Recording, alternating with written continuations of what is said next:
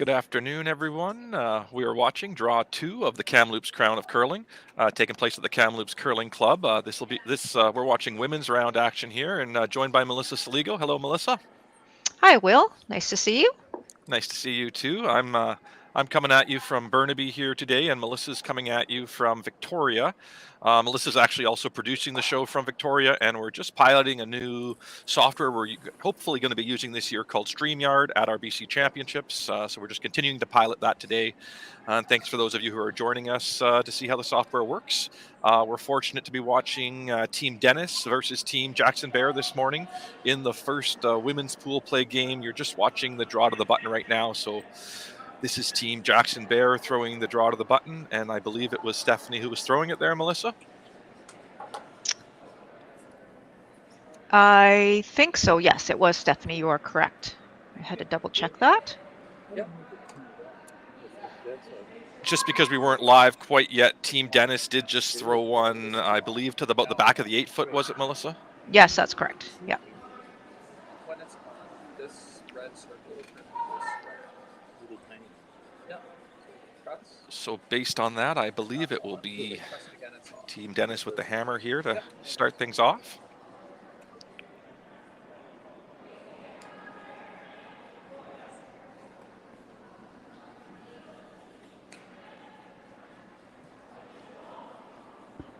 All right, handshakes. I'm just going to move us to the far end here, Will, and we'll get a good look at that end when the time comes. Thanks for multitasking today. In this pool, we have Team Jackson-Baier, Team Dennis, along with Team Corinne Brown, Team Ellis, and Team Richards. And then in Pool B is Team Bowles from Victoria, Team Haffley, who were the winners last week at the King Cash, Team Reese Hansen, Team Ryan, and Team Warwick. So it's an all BC affair here on the women's side of the event. And, okay.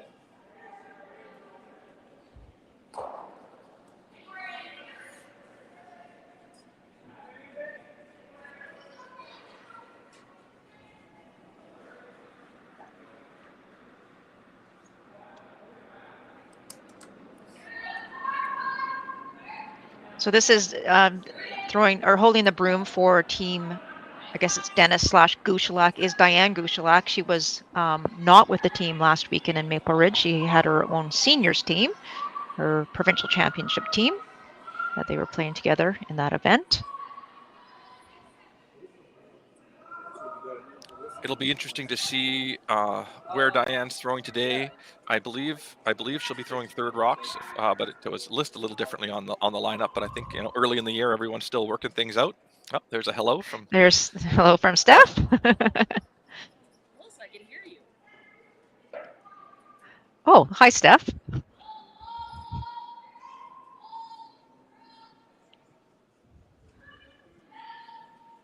So again, just as Will mentioned, we are trying to pilot some different things here, and Good, you? last week was very successful trying this for a couple of games. So we're going to try and do at least one game today.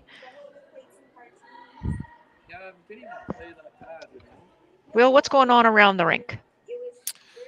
Around the rink today is we do have one men's game happening, and the rest are our women's games today. And I'll just bring those up for you. We feature Sarah Warwick is taking on Taylor Reese Hansen, Brett Richards taking on Kelly Ellis, Kristen Ryan is taking on Holly Haffley, and Corinne Brown is playing Emily Bowles.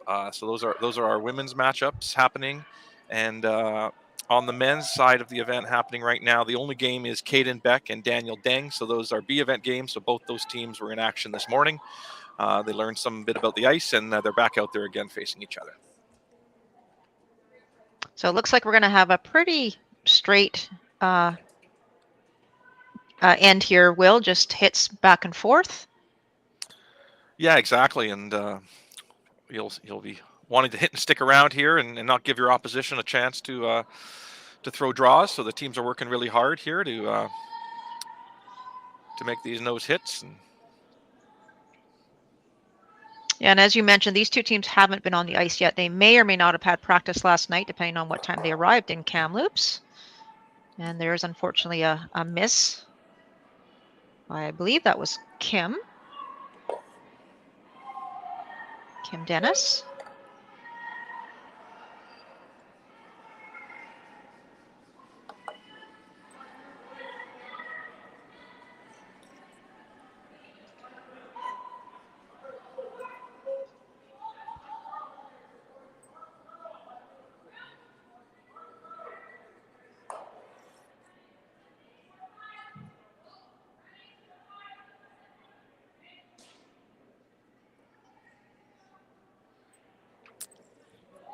Sasha Wilson is in the lineup.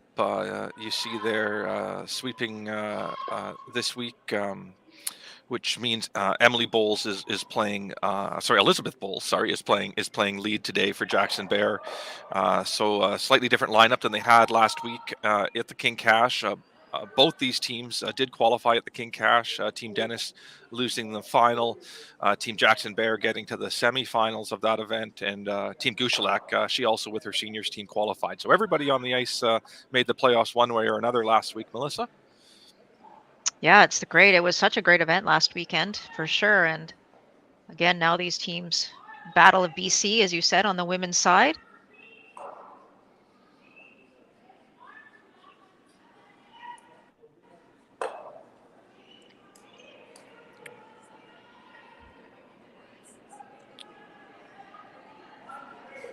So just to reiterate the lineup, Will, on team, I guess we call it Team Gushalak now. So Kim is throwing lead, is that correct? Followed Yes, by that's Jessie correct. Sanderson, Lena, and is Diane throwing last stone? I believe so, but I think we're going to stay tuned here just to make sure that's the case. Okay.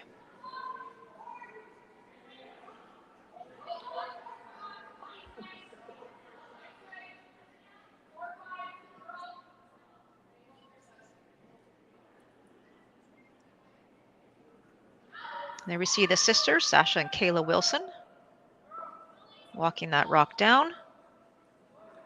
So hopefully we'll get a few more rocks in play here in the next end or so, Will. Again, both teams just sort of testing out the waters.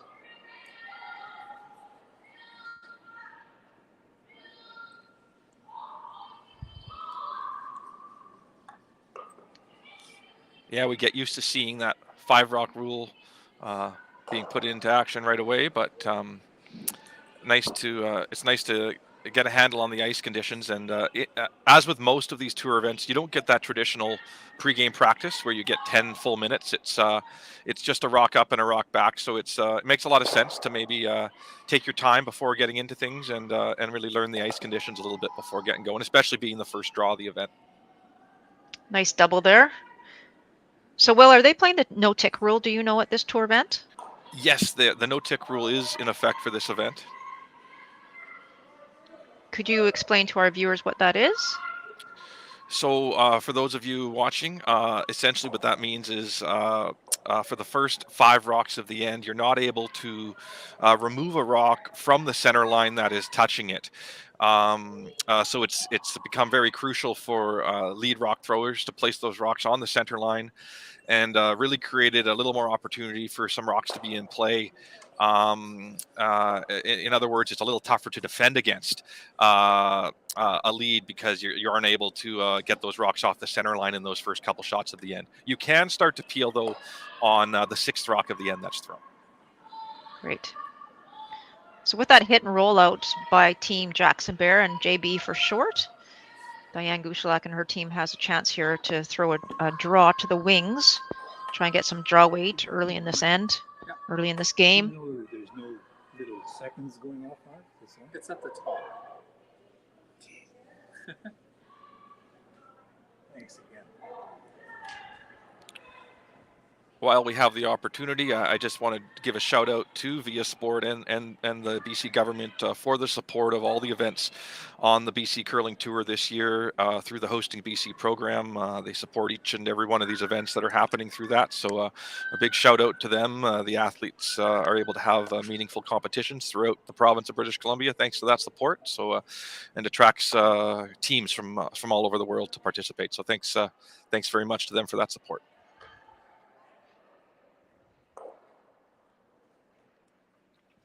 We had a little camera mishap there on the home end. I don't know if you saw that, Will, but someone has fixed it for us, so we appreciate that.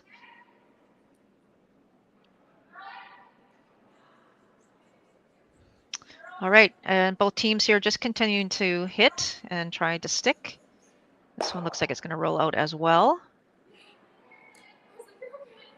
So just maybe some adjustments needing to be made there on those hits.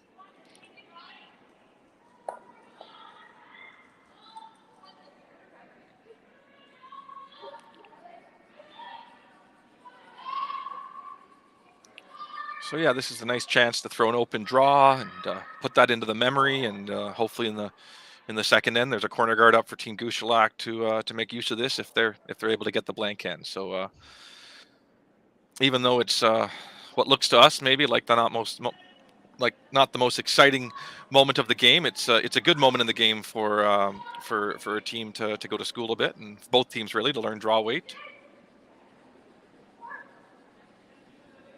I'd like to give a big shout out, actually, Will, to Carly Sandwith Craig, who is watching from home, watching our broadcast. And obviously, this is her team here, Steph Jackson-Baier. And she's not here this weekend. So hi to Carly.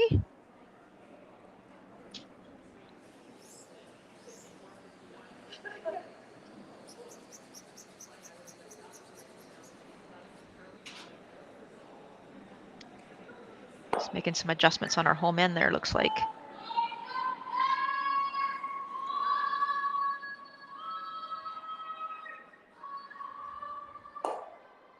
So with that draw coming up a little bit short, it looks, Melissa, like Steph is going to use this as an opportunity to maybe get a force.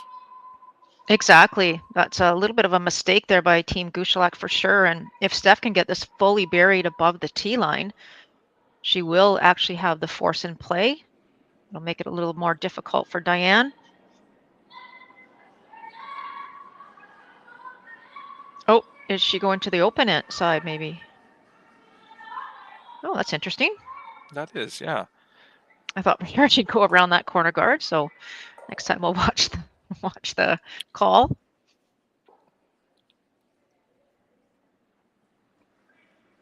And that's kind of a safety measure, I think. You know, they haven't really played any draws yet, Team JB, so they decided to go to the open side, and that's fair enough. But with that rock coming up short, unfortunately, it does give, or fortunately, I guess, for Team Gouchelac, gives Diane a great opportunity here now to potentially get a 2 if she can bury this one behind that guard. Exactly, yeah. The most offensive call there might have been just to peel that corner guard, but absolutely, yeah, there was 3 options there: go around the corner guard, and that risk is you might be a little deep and leave something to freeze to, and then the option there to go open side. So.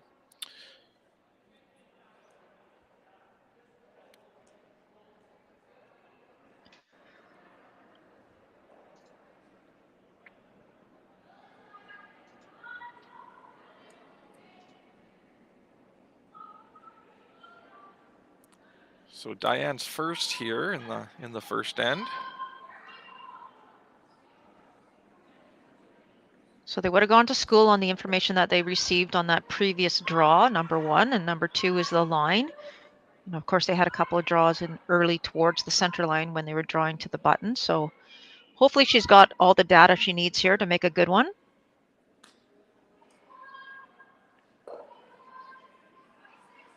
Line looks fantastic if they can get this buried.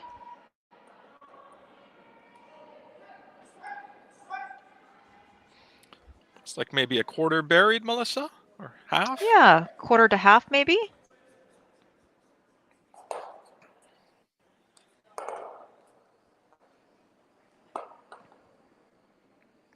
And for Steph, she's not too worried about this sticking around, Will. This is more about just eliminating that stone. She obviously doesn't want to give up a deuce here, but if she gets the blank, that is okay.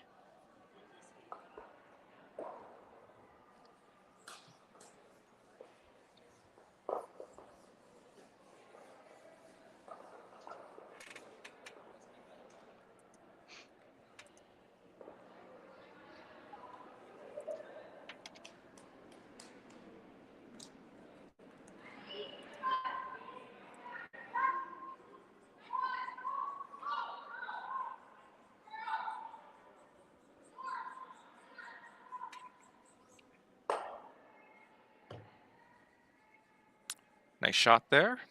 Great shot.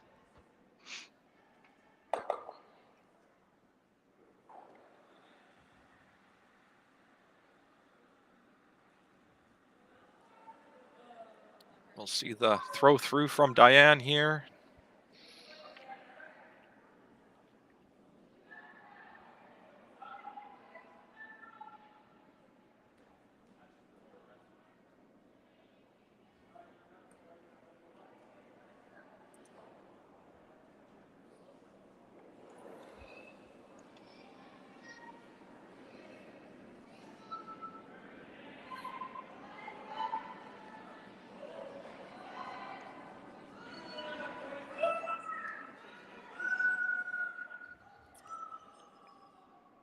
And there we go. Looks like a blank.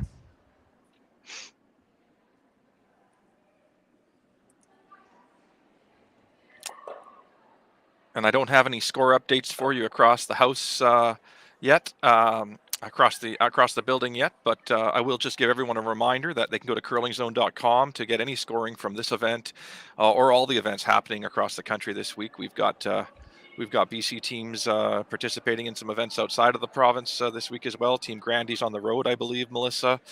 They are. Lots of curling action out there for you to watch, and it can all be kind of found through curlingzone.com in terms of scoring. Looks like Team Grandy is actually playing in Edmonton this weekend at the Seville Grand Prix.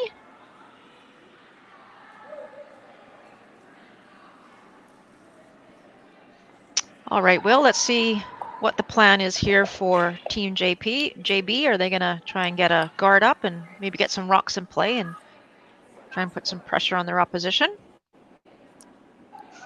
As I watch Sasha get ready to throw this rock, I realize I misspoke in the first end. It's Sasha playing lead, not Elizabeth playing lead. So I made a mistake there.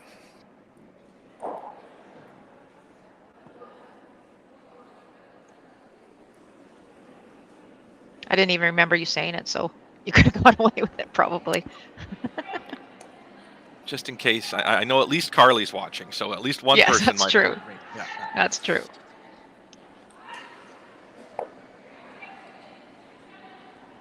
Looks like she's calling this one in the rings as well, so it'll be interesting to see if Diane does call the corner guard. Both teams being a little bit cautious. That's a nice shot, but no, Diane's electing to hit it and roll to the wings. We used to always assume this kind of meant it would be a no rocks in play kind of end, Melissa, but thanks to the 5 rock rule, we sometimes see teams do that delayed corner guard in this situation. So hopefully for the fans' sake, that might be the case here. And for the commentators. Yeah. It's a good look at the men's game there on our right-hand side of the camera. Yeah, a couple of young teams there. We got our junior men's team Beck taking on an up and coming team in Daniel Dang, just fresh out of U21, and great to see both those teams playing on tour this year.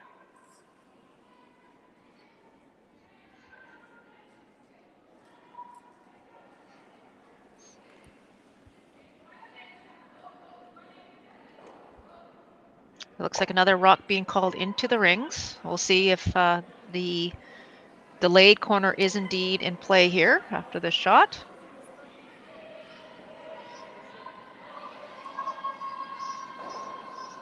I got to see your mom last night, by the way, Will. Or not last night, Wednesday night. Oh, very good. Actually, it's funny you say that. She was working on some minutes for you this morning when I Yes, she spoke to her was. in a morning chat. So she's liking her. She's excited about curling events coming to Victoria in the next month or so, couple months. Yes, she was. She's actually sent the minutes already. I haven't had a chance to look at them, but yeah, no, it was good to see her. She didn't know you were coming for Christmas, by the way. Oh, I'm full of surprises. I'm looking forward actually to that Christmas time. There, we'll have two high performance events, the BC mixed doubles and the BC U18 championship happening together, and it'll be great to be showcasing BC's top athletes over the holiday break there in Victoria. So coming, we saw an attempt there, Melissa, to put up a corner guard, and just came in a little deep. Yeah, so with that rock of Jackson-Baiers going behind the tee line to the back eight, perfect opportunity to put that corner, but unfortunately does slip into the rings. So if Steph and her team can hit and stick here, they'll put Diane in a forced position at the moment.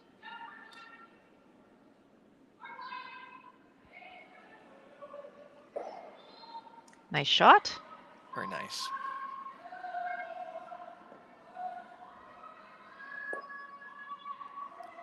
Nice shot by Elizabeth there.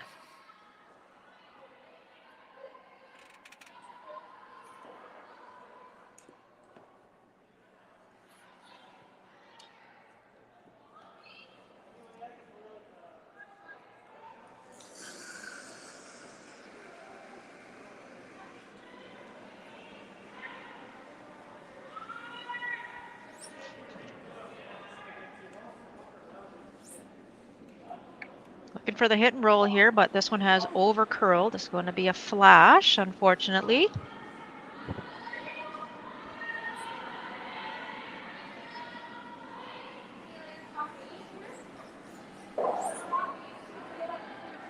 It's a great chance here for now for Jackson-Baier to lie three. And Diane and her team are going to have some work to do here to score.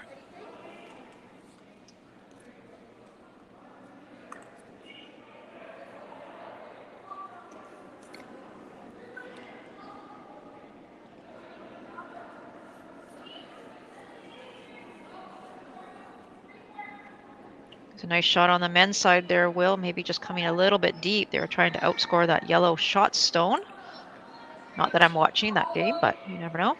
It's a very nice view of it. It is. It's perfect. And this one looks a little bit heavy.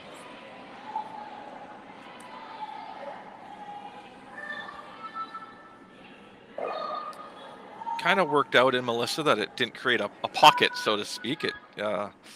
But chance here. Look for Diane maybe to just hit it on the nose and hopefully not roll.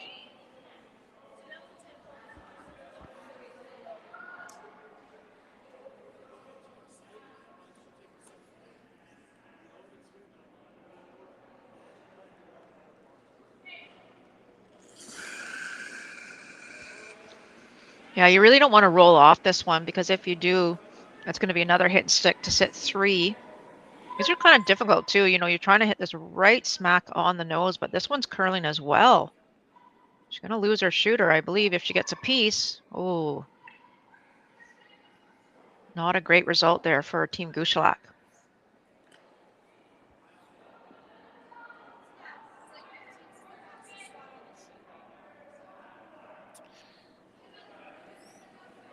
A good patience here from Team Jackson-Baier. It's you've gotten a lot of misses here out of your opposition, but it's not really setting up for a steal based on your end plan. So it's good that they're sticking with their plan and just continuing to load those rocks towards the middle of the rings in front of the tee line. So I think that's really good without last rock. A good tactical approach here based on what the beginning of their end was. Melissa throwing it in the rings.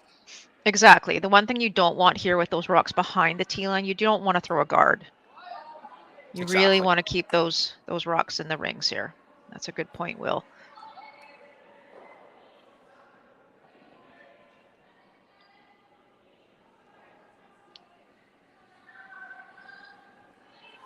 You may see options here are for teams to play a bit of a softer shot here and maybe play some offense, but there's definitely some risk to that in the second end, and it hasn't been the most successful end so far from for Team Gushelac. So it's important to keep the shots simple maybe. So it looks like they're going with a hit here still.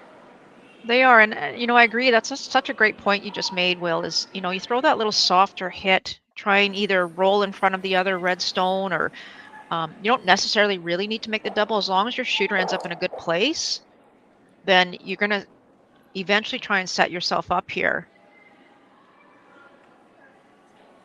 That was a nice shot there.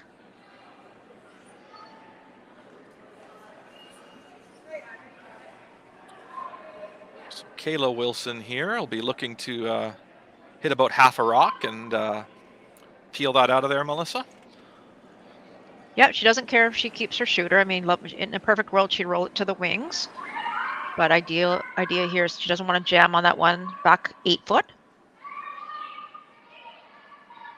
It looks like once you get to the line, it does curl a little bit there, so you just have to be careful. This one is very close to jamming. Nice result. Great sweeping.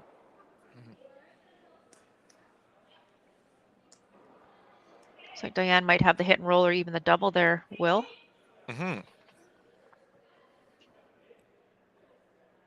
Taking a peek over at the men's game there, it does look like yellow is line 2, and I believe yellow is team, I shouldn't guess, I can't remember now. Is it team Beck is yellow, I believe? Team Beck, I believe, is yellow. Yeah. But like you heard me say there, it's also just a belief. Not certain here.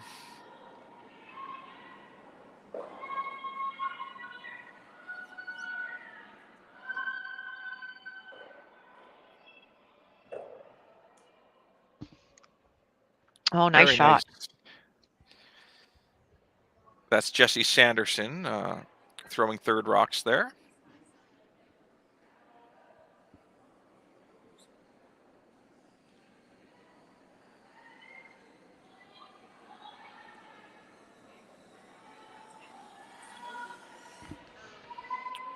Just chomping on my granola bar there, so sorry about that, Will. No problem. I was just thinking to myself, Melissa, both these teams, all 4 of the members, I believe, reside, or 5 members in the case of Jackson-Baier with Carly there as well, who's not playing this week but is regularly lead. All live in the same city and play out of the same club. So not only do they get to tour together, but they also get to play in leagues and train with each other in their environments fairly regularly. Exactly. We don't see a lot of that anymore, but as you said, these 2 teams are in that position, which is fantastic. Yeah. So 1 minute, Team Gushelac was looking at 3 or 4 reds, and now they're looking at potentially getting a blank here in the second end. Big difference, big change.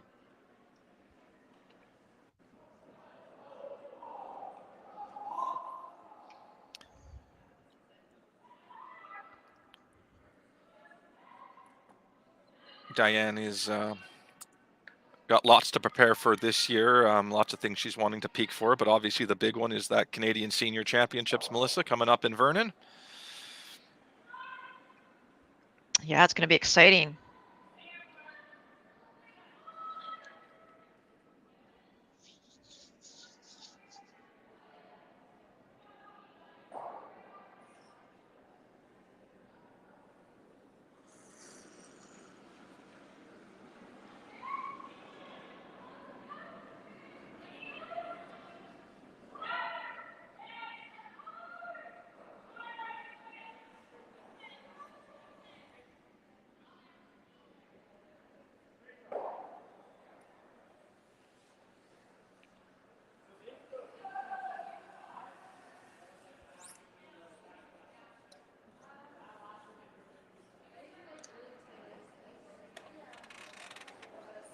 Okay, just an exchange of stones here, Will.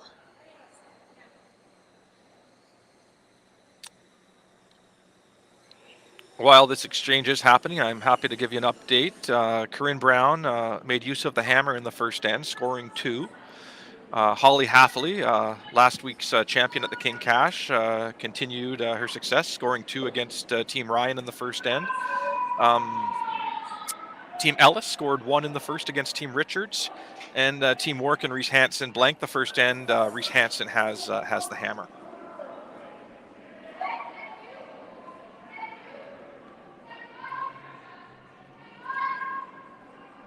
And that lone boys gamer watching there beside us, out of the corner of her eye, Team Beck and Team Deng, was a blank end, and Kaden Beck has hammer at the moment.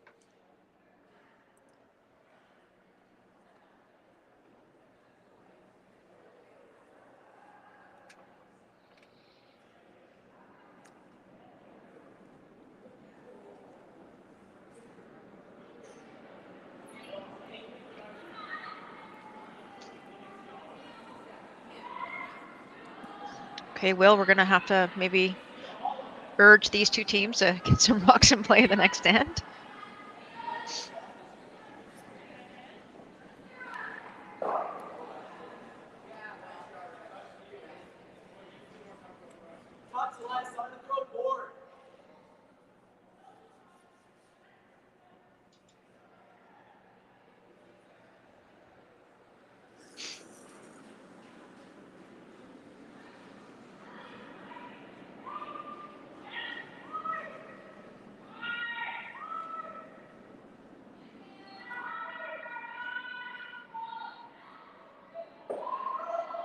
Oh, trying to get it out of the rings. And they do not. Well, maybe a change of last rock advantages will create some rocks in play. So that is Team Gushalak leading 1-0 after the second end, and Team Jackson-Baier will have the hammer playing the third end here of the Crown of Curling from the Kamloops Curling Club. All right, we'll see the tactics here now of each of the teams, as you say. Diane with the first rock. Is she going to call it in or short? Oh, she was walking up for the guard, but I think she's going to call it top 4. No, tight.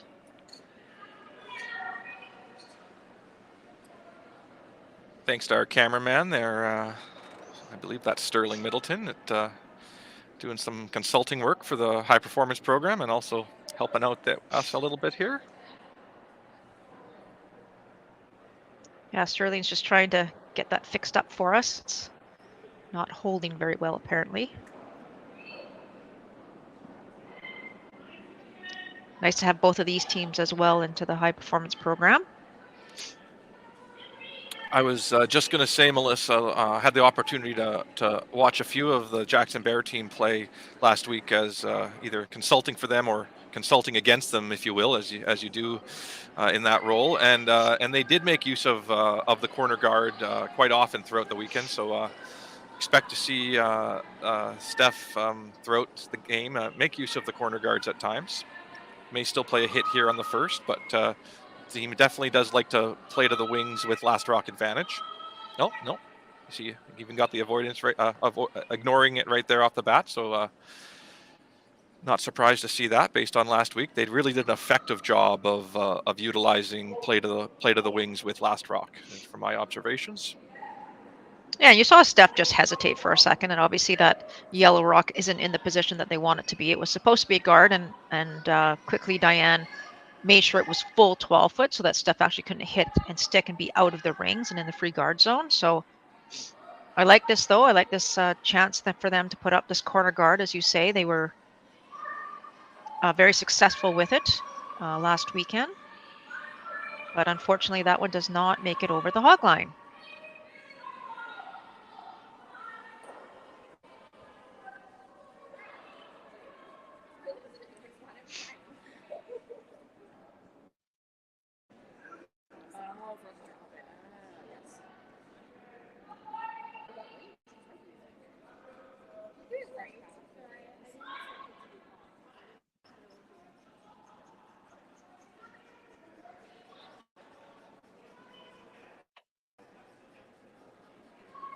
Looks like our Wi-Fi is having a little bit of a challenge there, Will.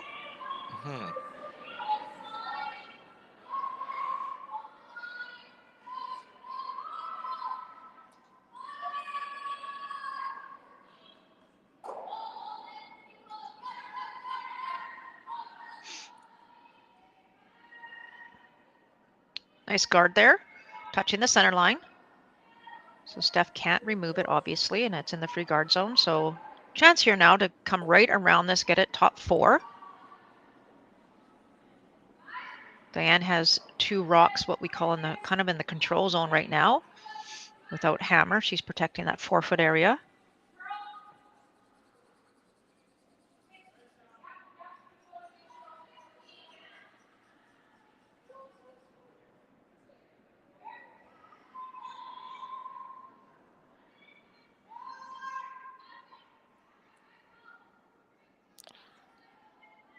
Looks like it's about 3/4 open, Melissa. Yeah, I think so. Chance here probably for Diane to get a hit and roll under. The thing is, though, Will, it might just be behind the tee line there, so Diane wants to be careful that she doesn't leave it in a position where Team Jackson-Baier can freeze to it. Oh, and it looks like she's going to call the freeze herself. Nice. Yeah, it's early in this end, and she's got a rock in the top 12 there in a nice position. So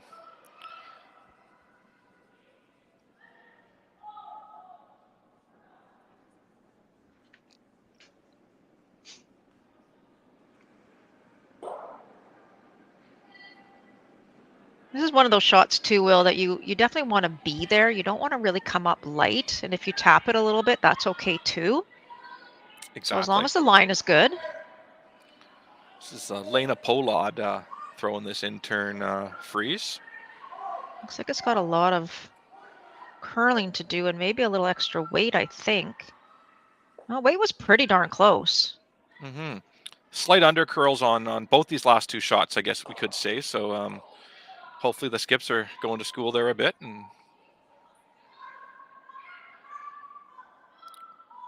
Yeah, great chance dialing here in now whether for. it was the throw or the ice. Yeah. Well, we did see a lot of hit and rollouts on hits hit and rollouts on the hits as well, the takeouts.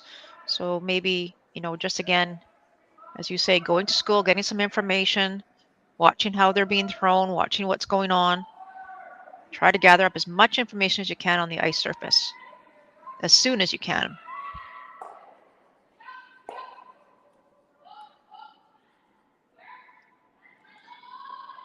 Trying for the hit and roll in under that 2 yellow stones here.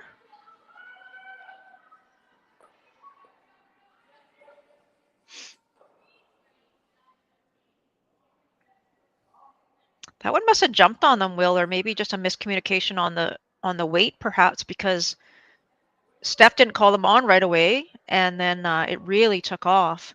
But the Mm-hmm. good news for Team JB is that they are line 2, both behind the tee line. So a huge opportunity here now for Lena to try and get one right on the face of that red stone.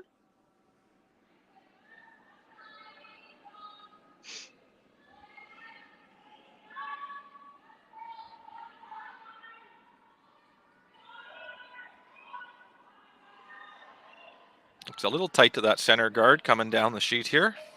I think it might be a bit light as well.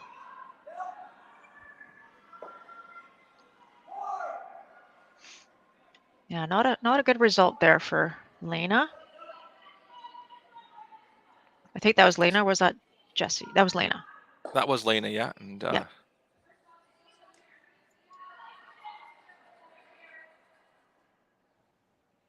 a couple options for Steph here, or Melissa. She can either throw that in-turn draw or out-turn draw, which looks like she's landing on the in-turn draw, which is this is the path we've seen the most of this end. So I think it's smart to shut this one down. Yeah, and the other reason I would throw this one as well is if you can just even bite the top 8, you eliminate the opportunity of Team Gushlak being able to freeze to that stone that's back 4. That back 4 stone is not helping Team Jackson-Baier at the moment. Exactly. If you can never block that freeze, then you'll be in really, really good shape. You can see Steph there, just get it to the 8-foot. Again, this one looks like an undercurl. Maybe due to the weight. You really don't want to be back behind that tee line, unfortunately.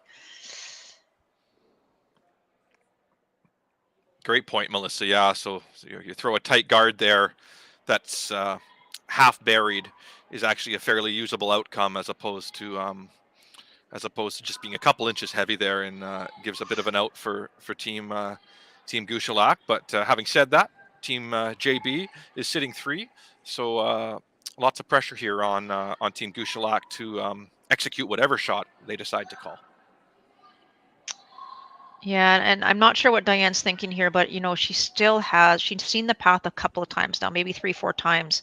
I'm not sure you want to throw a hit here, to be honest. You can still get out of this end if you throw right on top, just a T-line back 4 weight, even a little bit heavier. Just getting right to the face of that red stone and moving some things around. But as long as your yellow stone's in front of the red, you're going to be in good shape. I agree. I don't think it's it's not never wrong to bail, but I don't feel that this one really supports what the end plan's been for the first 5 rocks. There's been a lot of comfort with rocks in play, and there's still a nice opportunity to freeze. So I agree, Melissa. This is a little bit curious. Yeah, the difficulty of the shot is much, much higher than the freeze for sure. There is lots of room between those 2 stones that she's trying to throw aboard weight. And if she gets through, she's going to have a great result, but very difficult. And she's through, I think. Nice shot. Oh, actually. Good shot, but unfortunately loses her shooter.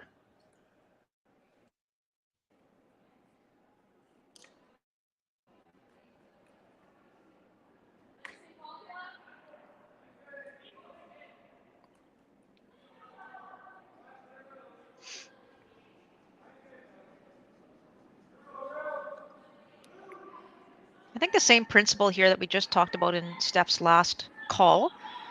Again, get it anywhere around that yellow stone, just blocking the freeze path. And actually, if you can get it to the top 8, you'll actually prevent Team Gouchelak being able to throw that through the port again.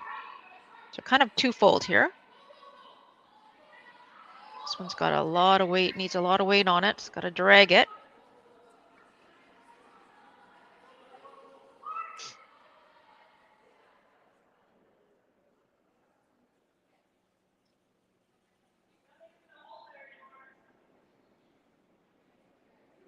It is a nice shot, I believe. Once Diane moves a little bit, we'll see there. Yeah, pretty nice positioning, and you just see that advantage compared to the previous one in terms of being in terms of the tolerance and the rock position. It takes that freeze away, and now you're forcing Diane to potentially go out to a new path, or a newer path that there isn't necessarily as much knowledge on. Exactly, and the only advantage there, or break, I guess, for Diane is that she is still 3rd shot. That one didn't come in, but now she's got to figure out a way here to limit the damage. She doesn't want to give up more than 2, that's for sure. She can hit the open one for sure, which is okay. As you said, if they throw the outturn draw, completely new path. They haven't seen that yet at all. So it looks like a little bit of a discussion here just to decide. Not sure you can get enough on the in-turn side, or the right-hand side as we're looking at it. I'm not sure you can curl enough to get to the 4-foot and B-shot stone. The patient thing to do one option would be to play that nose hit, Melissa, and see what Jackson-Baier then does. They may throw that out-turn draw and still sort of force a 3-ender on you. So I see the reason here to maybe want to throw a draw, but it's you're being forced very far out into that 8-foot path to throw that in-turn draw, and the out-turn draw is a little bit new, so tough options here for Team Gouchelak. Yeah, I agree. Yeah, if you hit that one and Steph ever ignores it and tries to get in there again, then you could be looking at 3. So looks like they're going to throw the draw, try and get in there on the outturn path.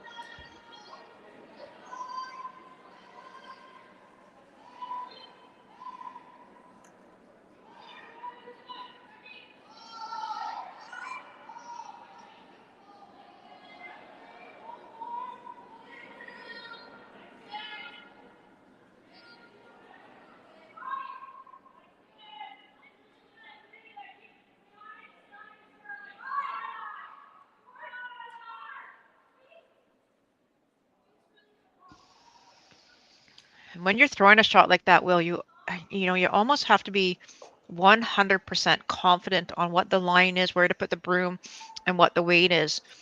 You know, that's just now made a little bit of an easier opportunity or an easier path for Jackson-Baier.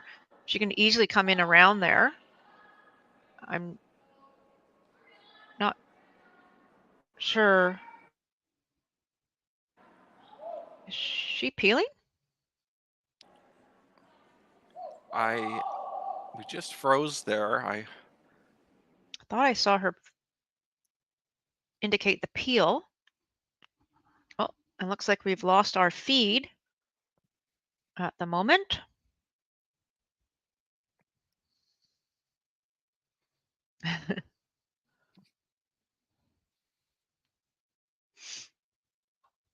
That's going to be troublesome because there's no one at the weigh-in to help us out. Oh, there we There we are. go. It looks like the outturn draw was called. Okay. Yeah, it looks like we either were having trouble with our iPad there or some potentially some Wi-Fi.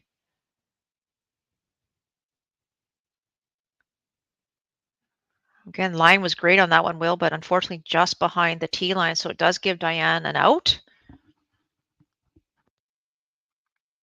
Does it ever? Yeah, just the a little deep there.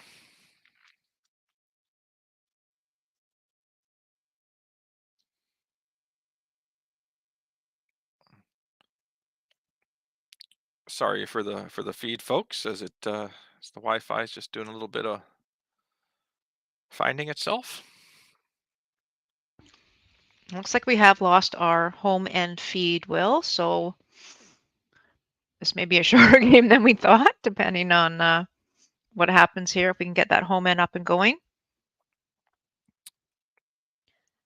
If it does end up being shorter, we thank those of you who came on to test things out with us today. And just a reminder, curlingzone.com is where you can catch the line scores of this event and all the events happening across the country this weekend.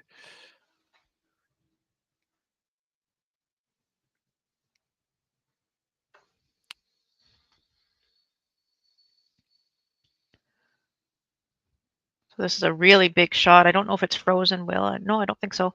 Big shot here for Diane, obviously, to get herself out of this end. Right now, Team Jackson-Baier, pretty good shape, except for those rocks being behind the tee line, but And Kim stands very still while Diane throws. You're right. It did yeah, she almost look does. like she wasn't moving. I'm just trying to reach out to someone on the ground to see if we can get that home end feed back.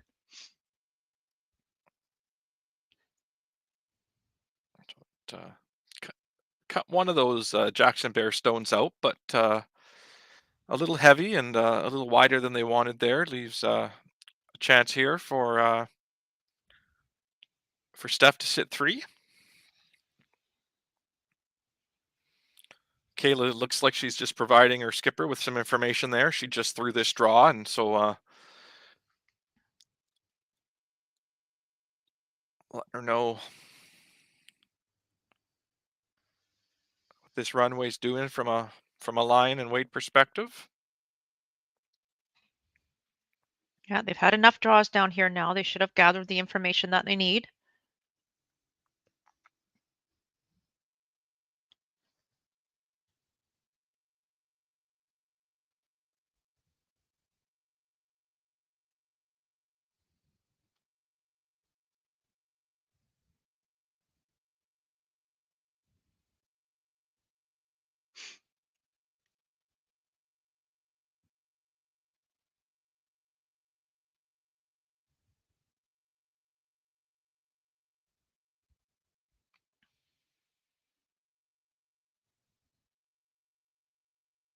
So the tolerance on this shot, Will, obviously is to be a little on the lighter side. I mean, perfectly you'd want it T-line top 4.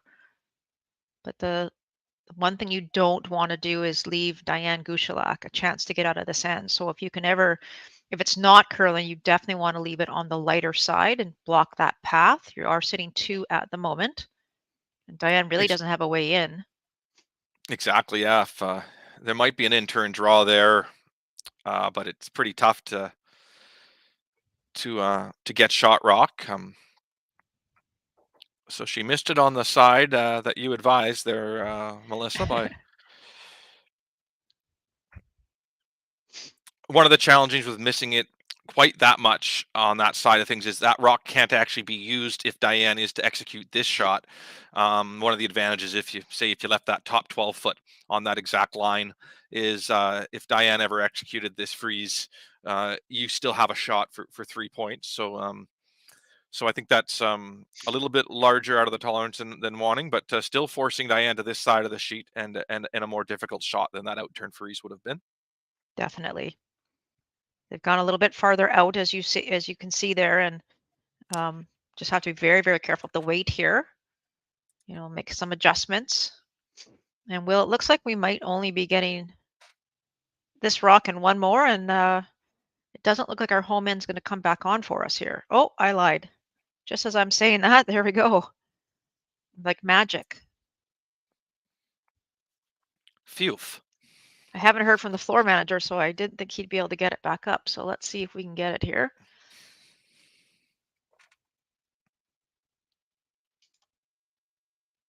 Yeah, it does look like we have the home end, so we can continue going here for a little bit, which is fabulous. Thank I love you. those A&W home end rings here at the I Kamloops know. Curling Club. I think those are in Abbotsford as well. There's a couple clubs with those ones, and they always pop to me. They're pretty cool.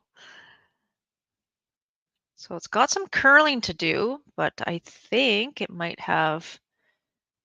Oh, wait, it's so close, so close. Oh, Great what a shot. shot by Diane Gushalak. Great judge there by Lena and Jesse. And I'm What not a shot. sure. I think you can really just follow that down for one, but I'm not sure there's much there for two, Melissa. I don't think there's anything there for two, and it's even going to be tough for one, actually, Will, but it's the only shot you have. So Steph will give it a go.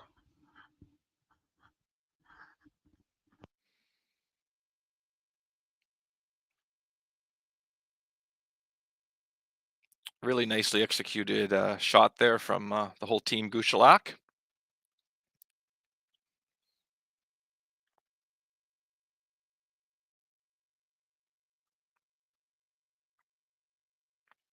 They Team Gushalak committed early in that end to putting rocks in play, and finished the end off with a good understanding of the line and the weight to make a freeze. I think, Melissa. So even though it was a bit of a up and down end for Team Gushalak, I think they can definitely draw on some knowledge from this end, no matter what the outcome is here. I agree.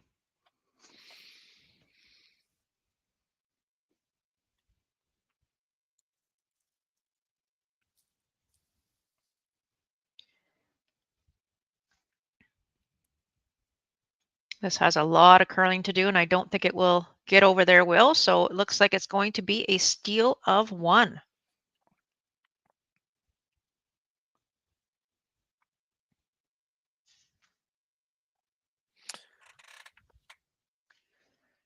Here, I thought we'd be going to a commercial break now, but it'll just be us sticking with the fuse for the third end. So I'll give you a score update.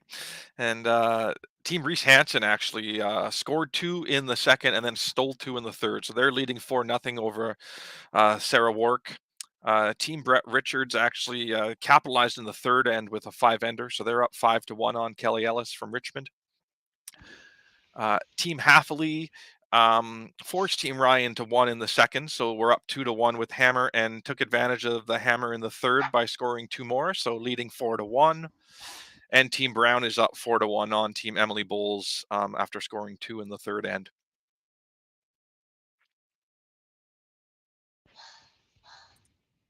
All right, both teams just meeting here, and we'll just wait to get this fourth end underway.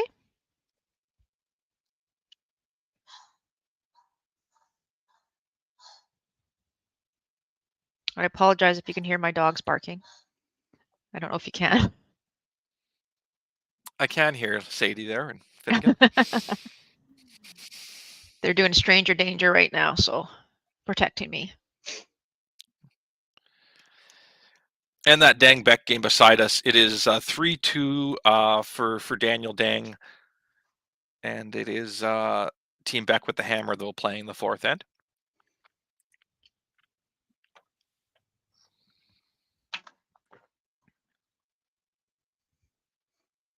All right, so we've seen a couple of times Diane without the hammer, or sorry, without the hammer does throw the in the rings, and it looks like she's going to do the same.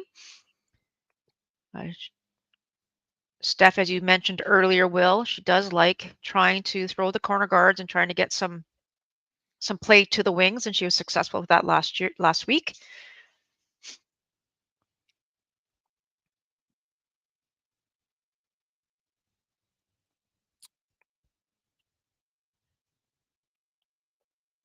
Yeah, in that last end, they had a little trouble getting that corner guard positioned up there, so no reason not to continue with that same tactic this end. It's a good end plan, and it's just a matter of executing.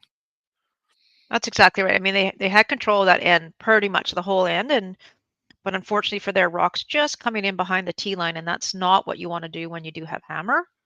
That got Exactly. them into trouble on that, especially on that last one.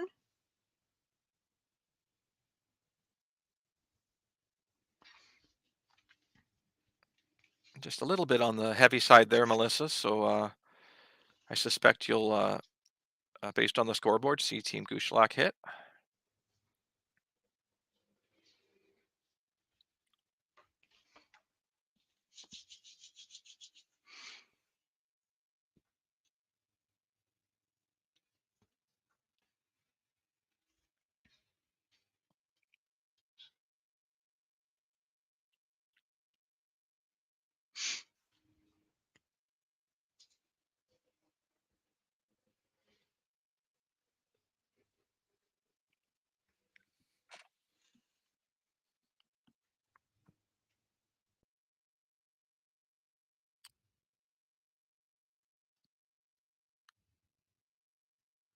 And Melissa, I with those rocks being in a threatening spot, you see Steph just now maybe pivoting a little bit away from the corner guard and now playing towards those rocks in the middle. I like that though; it's still a soft weight shot that's being called here, and I think that really is dictated by the scoreboard. Third option here would have been maybe to play a double takeout or a hit or something, but I think this shows nice comfort with rocks in play, and it just sort of and it's really based upon that not getting that corner guard set up on your first one. Exactly. And as you say, Will, they are very comfortable with rocks in play. And, if you could just move this one back another inch or two, that's a fabulous shot, right? That means, you're still in a good position. Your rock's in front of your opposition stone. You haven't really given up on the end yet because it's so early in the end still. And Diane has to decide how she's going to deal with it. And, she can take on the hit and try and actually get rid of that back one. But she's actually elected to freeze or to just come in front of those two stones on the center line, which is very interesting and actually a good call. Definitely keeps rocks in play and continues to put pressure on Team Jackson-Baier here.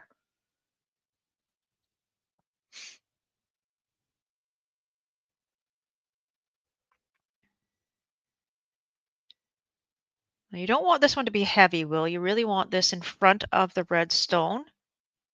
But this looks like it has a ton on it. Great point, Melissa. That was a we that though not the favorite word of everyone to hear all the time, but that word tolerance comes to mind often. And there's a shot where it was all about line, and the weight actually had about 12 feet of tolerance in front of that rock where it could have been. And so great point there in terms of just making sure the thrower has a good understanding of what they can do there.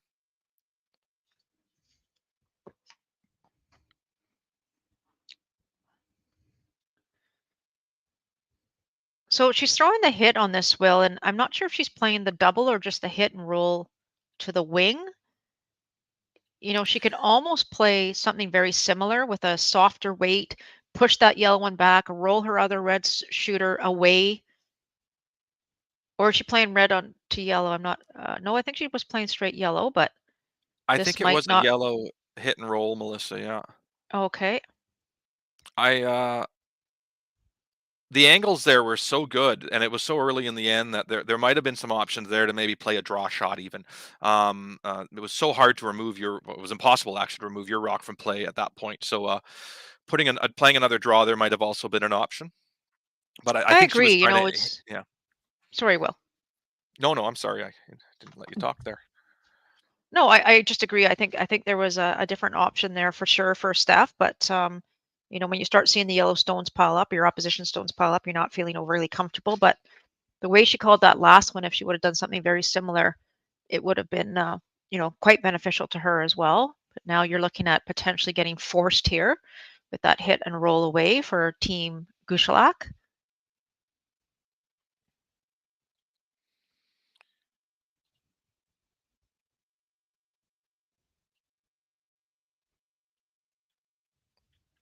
So this is interesting. Yeah, we're on seconds, I believe. Is it seconds first or second rock I now? believe second. Second. So um, No, actually, I think we're on, yeah, second.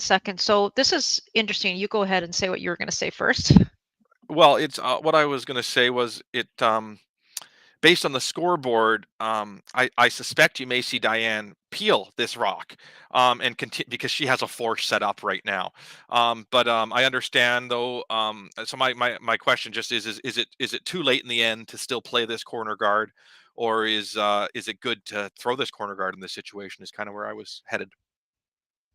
I guess how I look at it, you know, from a coaching perspective, you know, she played 2 rocks ago, she played a nice freeze bump, perfect shot. So trying to play a little bit more on the offensive.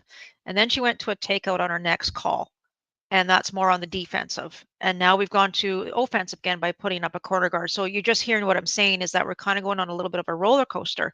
So Hmm. if you're going to play more on the aggressive on this particular shot, I'm not sure the corner guard's going to do you any good because if she peels it, even if she sticks it, I guess that's kind of to your advantage. But maybe you could have froze to one of those 2 stones if you're still trying to get your deuce here.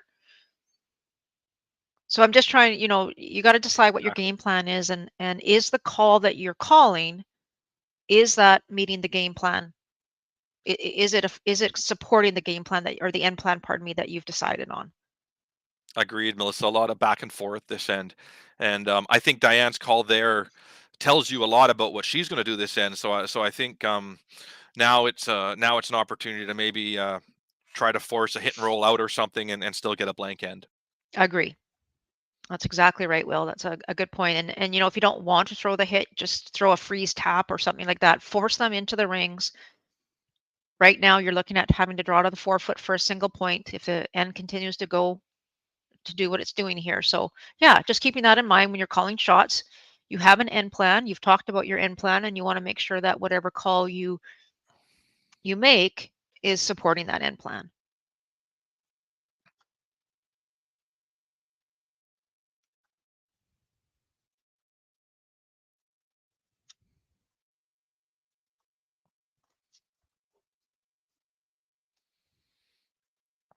So Jesse Sanderson being asked to throw the intern peel here. You know, Steph is obviously hoping for a miss here on one of these rocks, either a nose hit or even a jam, perhaps. And that's what she kind of has to wait for rather than trying to make something happen in the rings.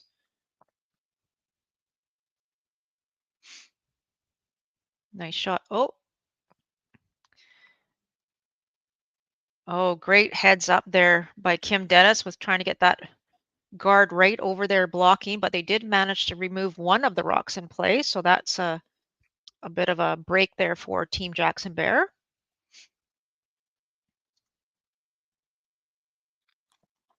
So the out turn draws the call, top 4 foot.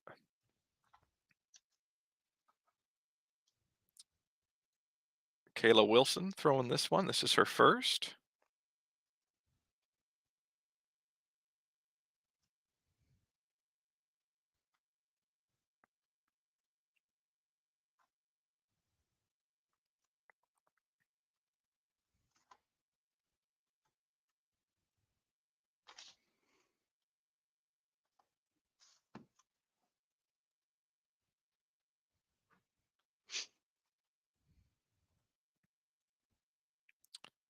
Just might have been a little light there, and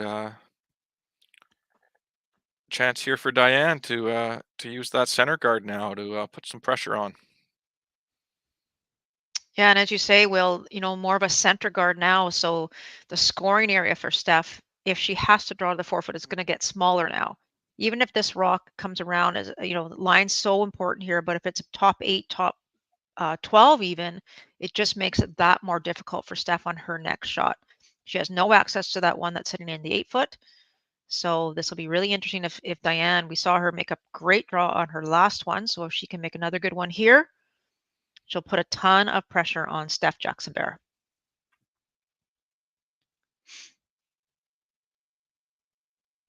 I'll try to get a time of this one here from the 2 views if I can.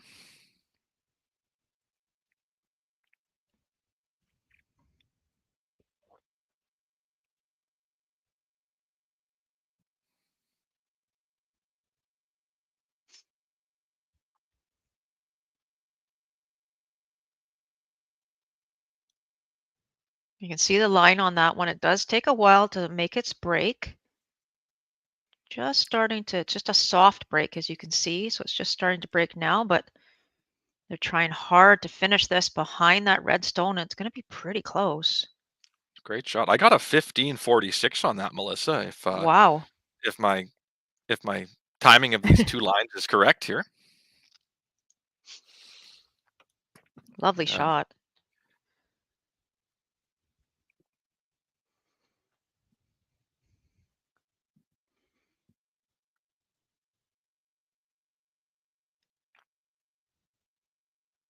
So I didn't see the weight call on this particular shot. Did you, Will, by any chance? I didn't. The ice looks like it might be a hack weight or even a little more weight than hack.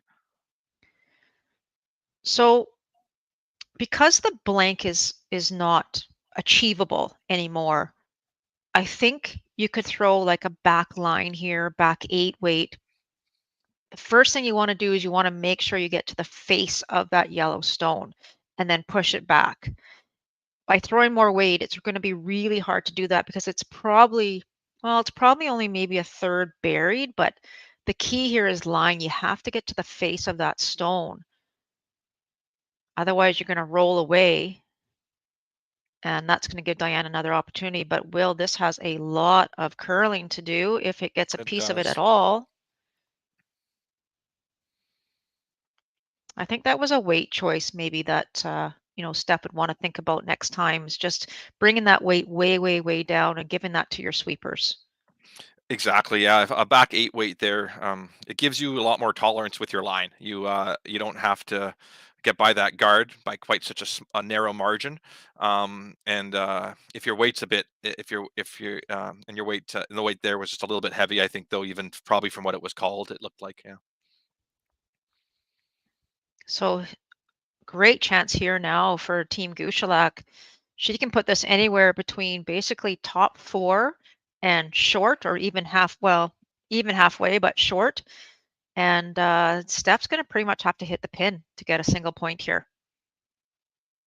Anywhere on the left-hand side as we're looking at it on that center line, left hand of the center, is pretty much going to alleviate or eliminate any chance for Steph unless she plays the long run back.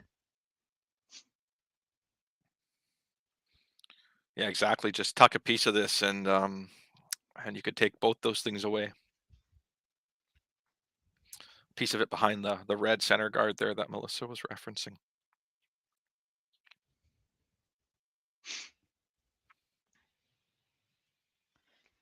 Will, you're getting my commentating skills all warmed up for next week. Yes, you'll be at the Pan Continental Championships. Yes, commentating for World Curling Television, which is going to be fantastic. Looking forward to that. I'm excited to cheer on Team Canada along with all the other countries participating in that event in Kelowna. Oh, this looks fantastic. What a Diane great has really shot. drawn well today. She has. That is just perfect. So Steph really has 2 options here. She has the draw to the pin, or she can attempt to run a run back, and hope to remove 1 or 2, but I think this is her best option. I agree, Melissa. Give this one to your sweepers and let them, put it close. If you give up a steal of 1, that's not the end of the world by any means. Just get it to the 4-foot for sure, and then worry about getting it to the pin if you can. Team needs lots of communication on this shot.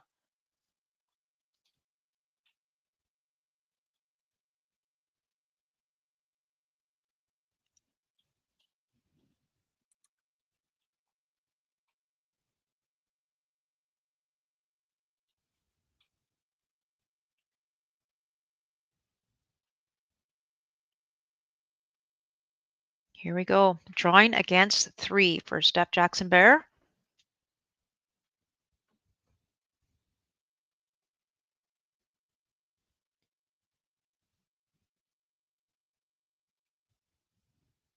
Line is good.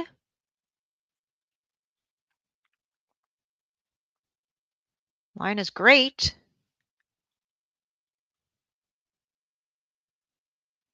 Oh, what a shot. Wow. Great shot. Really great brush there by Sasha and Liz. Pillar to post.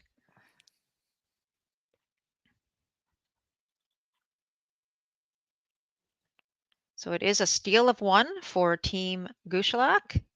And I believe they take a 2-0, no, 1-1 lead?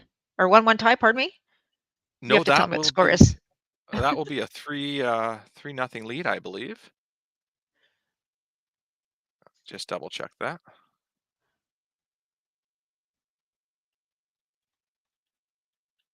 I look to you for the scores.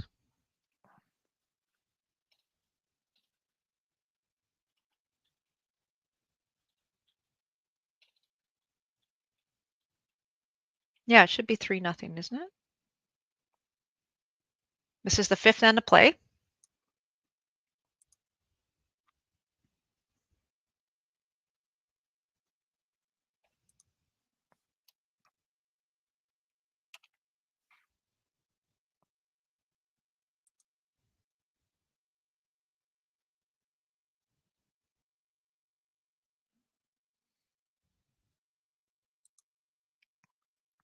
I have to update you on the score momentarily. All right.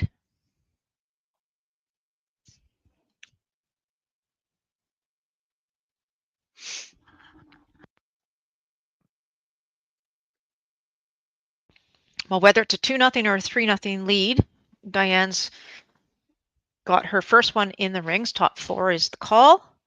And Steph not going to hesitate to put up the corner guard now.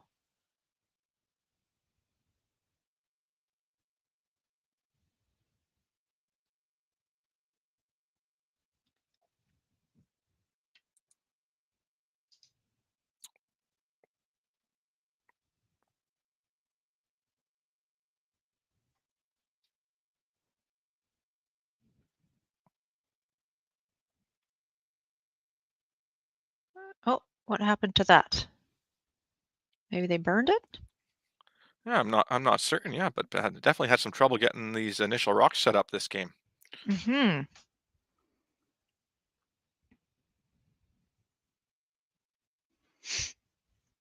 Yeah, that was about halfway, 3/4 of the way down, so either it was burned. I doubt it was that light, so maybe one of the girls burned it. So Diane now looking for a tight center, or even top rings is okay too. It's Kim Dennis throwing the lead stones here. What's giving me pause on updating the score, Melissa, is it's saying it's 1-0 for Jackson-Baier on curlingzone.com, and so I'm just so it's either 2-1 or 3-0 is the score right now, with Jackson-Baier having the hammer.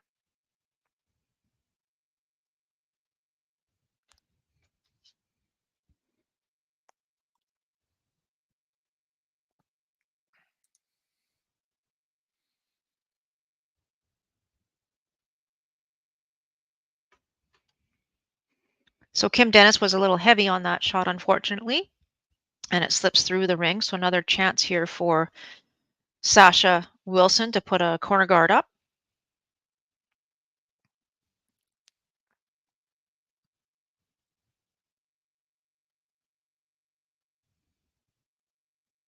Looks like no mistake on this one.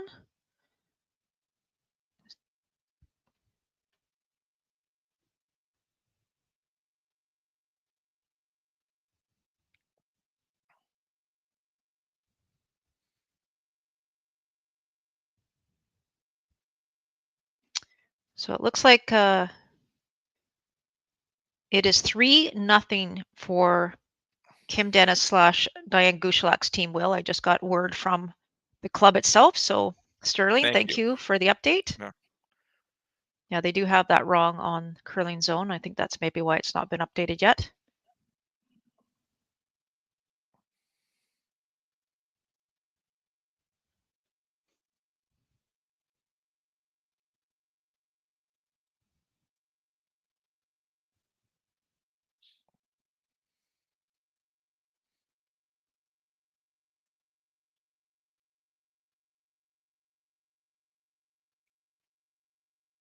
So a slight over curl there from Team Gushalak, but it is in the rings as called for. So mission accomplished.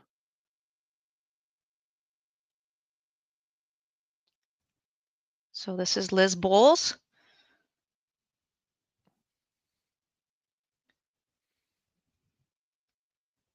Playing the straight draw, I believe. Around the corner guard.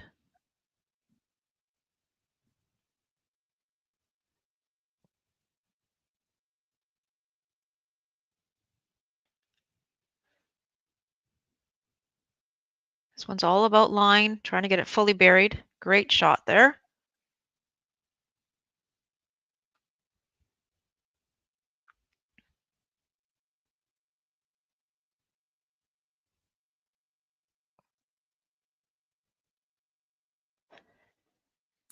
And with the 5 rock free guard zone, Diane's not quite allowed to peel this one. Oh, my mistake. Yeah, we should be on rock. Yeah, because one yellow one went through, so we are on rock number 6. So smartly playing the scoreboard here, Melissa, and eliminating this rock from play.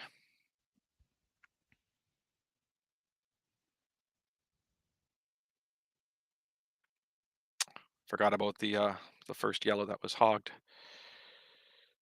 Nice shot there by Lena.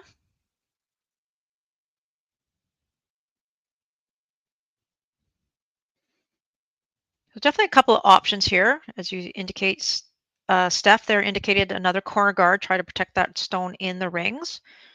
You could play a little bit of a bump and roll on the one that's in the yellow one that's in the top 8, top 12 there, and try and get another redstone in the rings, knowing very well Diane's going to go over and hit it.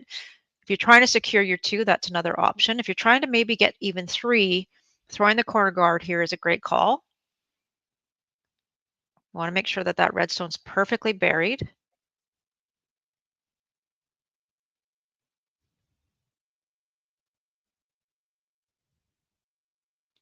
Do not want this one too tight to the rings. You don't want to give her a double opportunity here, a run back double, or run double, pardon me. That's a bit tight, I'd say, Will. Just a little deep, yeah. But I like the call to continue to force and play to the wings. And yeah, it looks like Diane's just calling the straight hit and roll into the rings. So with that rock being so tight, she can actually roll her shooter onto the rings. Get another one in there.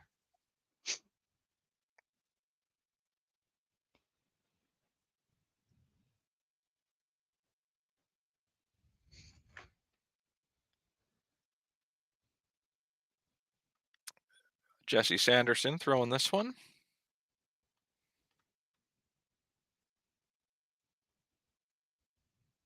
Makes the double.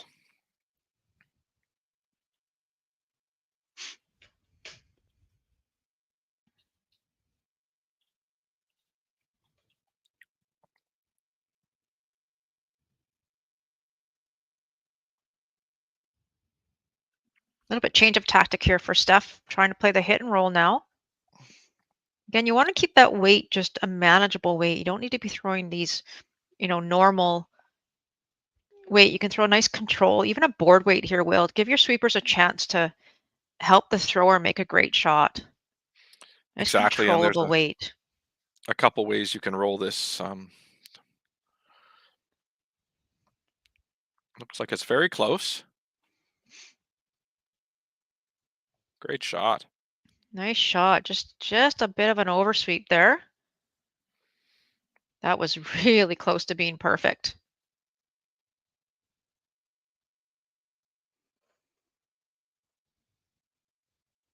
I like the hit and roll, being that it's a little later in the end here, third rocks, and even if you don't make the roll perfect, the scoring area is a lot bigger now. Getting that rock off the button, Agree. out of the Yeah, forefoot. great point.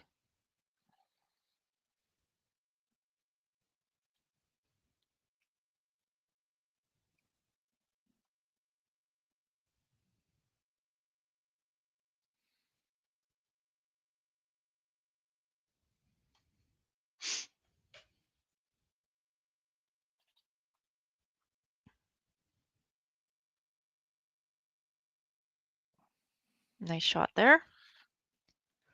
Yeah, nice. I don't know if we've seen a lot out on that pass yet. It was really, really Hmm. well made.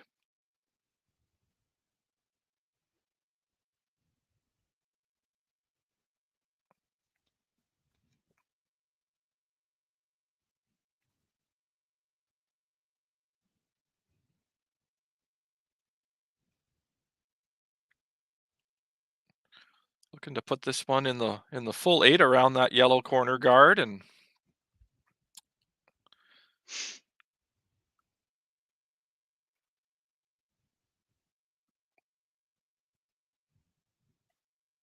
Brusher's working really hard to try and get this buy-in also to the 8-foot. What a brush. That is a fantastic shot. wonderful.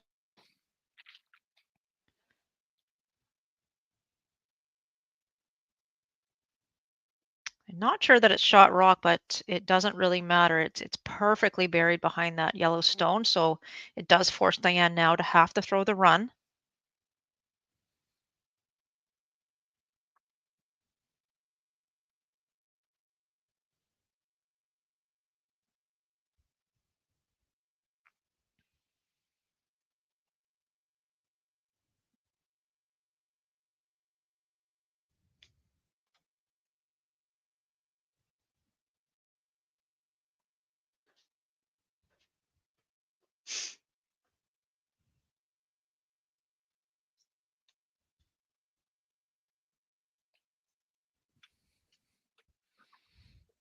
Looks like based on this broom, it looks like maybe a control or normal weight, Melissa. Yeah, I think so. Right on the nose would be a perfect shot. Waiting for our Wi-Fi to catch up here.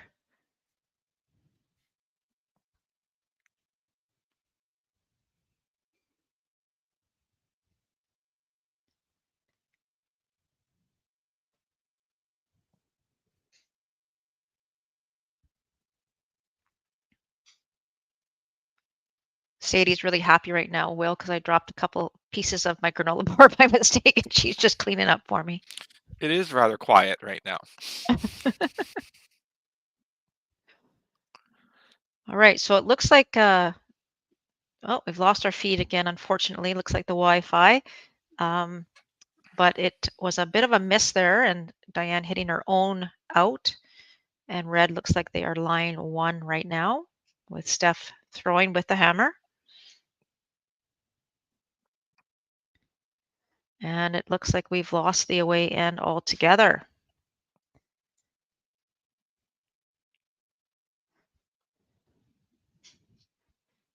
So I will just reach out to the people on the ground and see if we're going to get that back. What I believe you're watching is a draw here to sit 2.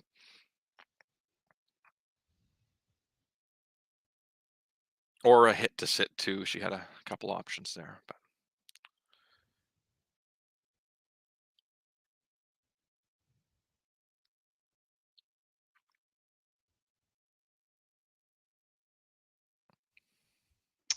All right. Well, we'll just have a. I'll see what happens here if I can see what's going on. Looks like she's throwing a hit, is she, Will? Looked like she threw a lot of weight on that, so I feel like we're Yeah, gonna have to end this game unless somebody's gonna move our home end one back and forth for us. And I know Sterling's just trying to see what he can do for us on the ground.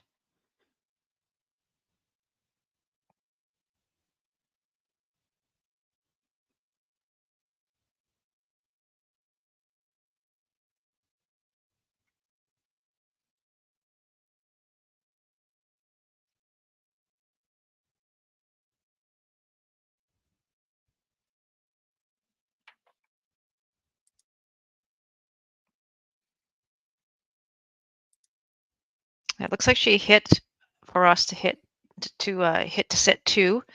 So we're just going to try and get a shot of the home or way in for us right now. It looks like the iPad at the far end has decided to take a break.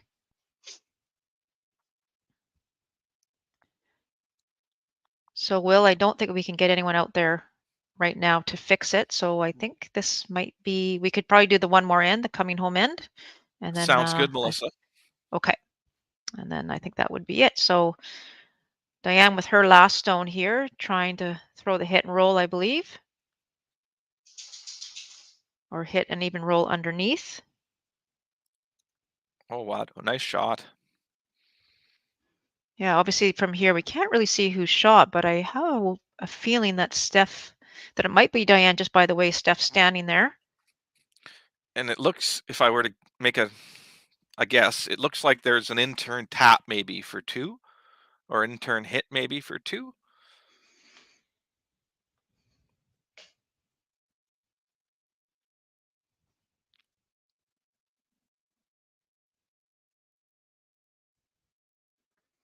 All right, so it looks like we'll just get to finish this end here and we'll do one more. And I think we're going to probably have to sign off after that. So thanks to those of you hanging in there with us right now as we work some things out.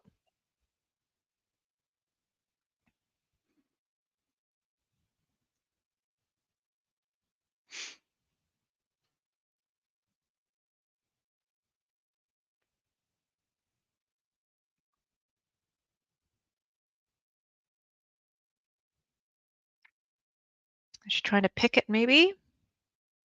Looks like it's just going to hit that guard and Trying to maybe roll it roll in. in for a shot, but looks like it may have been a steal of 1 there for Team Gushalak. All right, so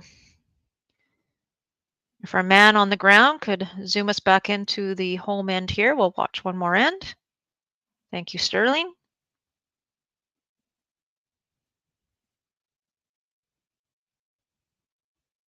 Ah, it's good to have good people.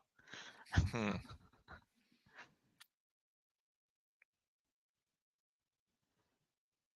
And it is indeed a steal.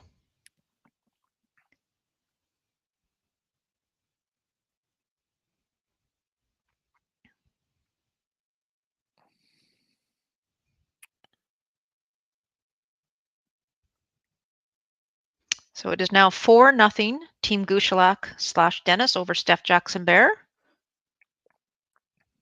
And we are in the 6th end of play.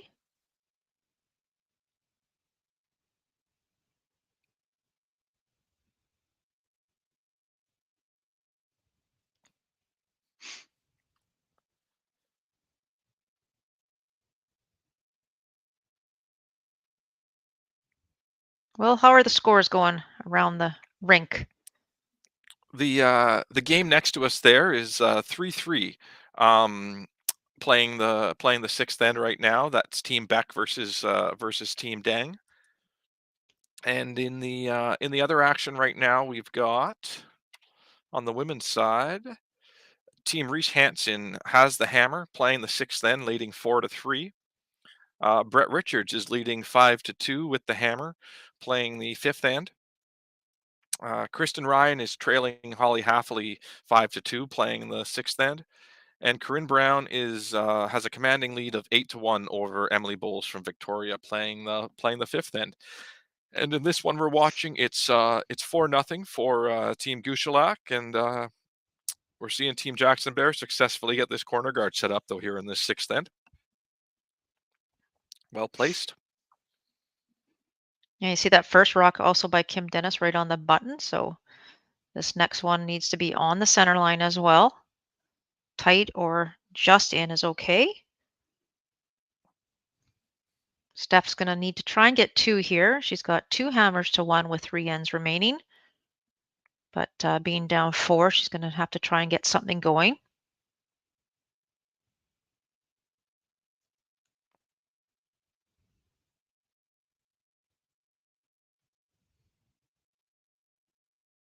You can freeze this one right on top. That would be a great shot.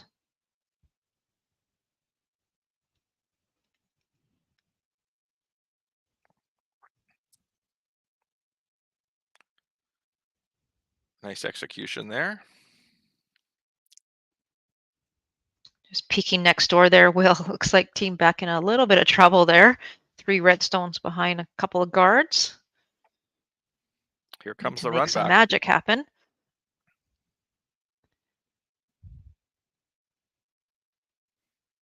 Pretty good shot. Still sitting 3, it looks like, for Team Dang.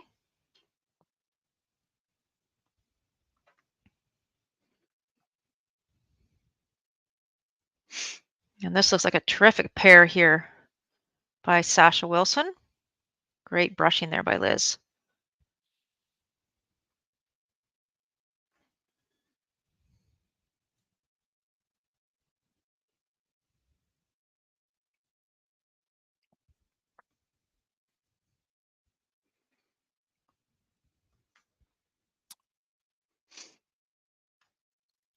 And a couple options here, Melissa. Diane's electing to throw the tight guard or top 12 on the center line. Another option may be to go around the corner guard and freeze to that red rock, but I think this keeps play to the middle. This call here by Diane of asking for this tight center guard. Yeah, and I like this as well. You know, the key here, though, is you want to make sure that you guard it on the right side of the center line.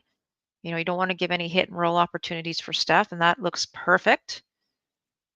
Looks like our away end might be back online here, Will. Oh, great. Just going to see if I can bring it back to stage. There we go.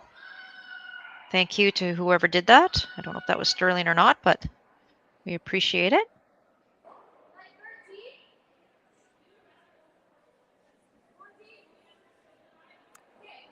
I even hear Steph now a little bit. I like it.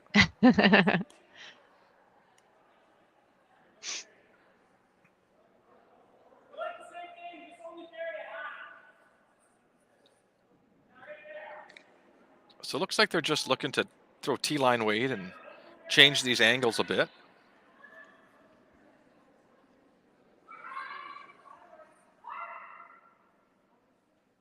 Yeah, I really want to get past that center guard if they can here and get to the one in the top 8. This one's really curling though. Oh, just.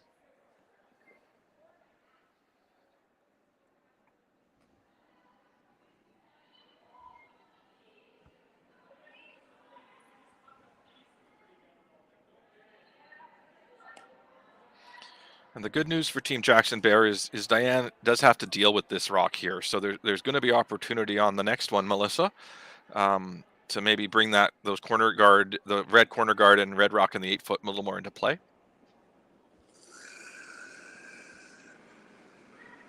You can't really see the rock there, but that is what Diane's playing, obviously, is the hit on the red stone.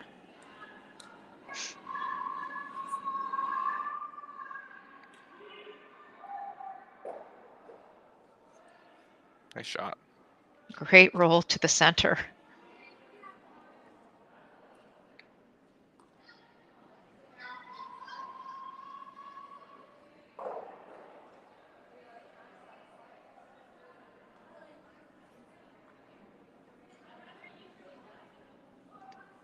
So a couple options here, Will. They can play, up weight, which looks like what they're going to do, and try and move those 3 yellow stones.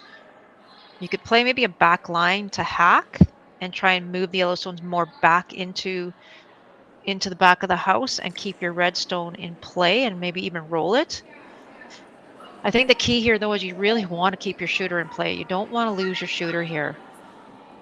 Exactly, and making this shooter hard to remove on the next shot is also a real bonus. Like, it's pretty tough to remove the current red one in the ring, so if you ever could have thrown a weight there that ensured that rock stayed a little more on the center line, it might have been a nice chance. Not to say you couldn't do it with that weight, but the tolerance just wasn't quite as big with that weight selection. Yeah, so nice shot there. I mean, does remove 2 yellow stones as far as we can see there. So it looks like Diane's electing to call, top 4 around the yellow stone, yellow guard. And this is interesting. It's, the scoreboard might say this is a chance to eliminate a red rock and maybe reduce the opportunity for Team Jackson-Baier to have a big end. Doesn't mean you have to do that. This is just so this is maybe just showing that Team Gushalak, Melissa, is comfortable with taking a little more risk here. Yeah, I would agree with that. I mean, they could easily peel those 2 stones out front, like especially the red one. You could try and go right through the middle and get the red stone in the house, as you indicated. But the key here for Team Gushalak, if you're going to call this shot, is you have to be top 4. You do not want to be behind the tee line at all. And if you leave this too high as well, it does give Jackson-Baier the chance to draw around. So not a lot of room for tolerance, but there is a little bit of room for tolerance. Nice shot. That's a pretty good spot. I mean, it does allow the freeze for Team Bear, but then you're just kind of looking at, you can't really bump that one at all. So that redstone on the right-hand side will not come into play at the moment.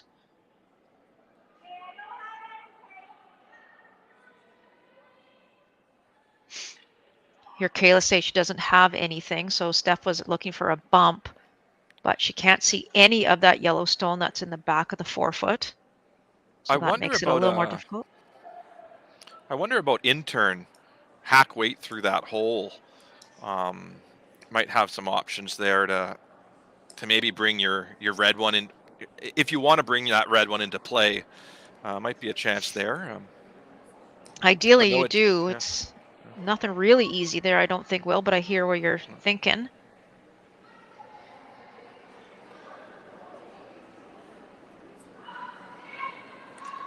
And you just think if she happens to freeze on this one and then Diane freezes back, then there's no more room for scoring.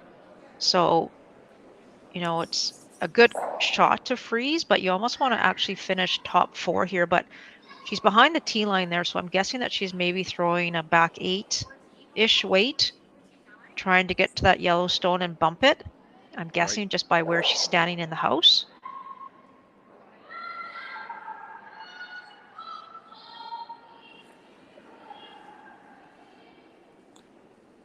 So we'll see what Kayla does here. The simpler of the.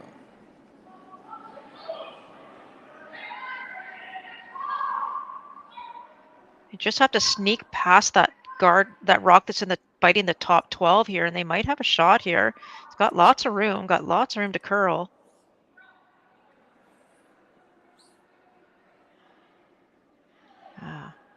Just need to curl another 2 inches.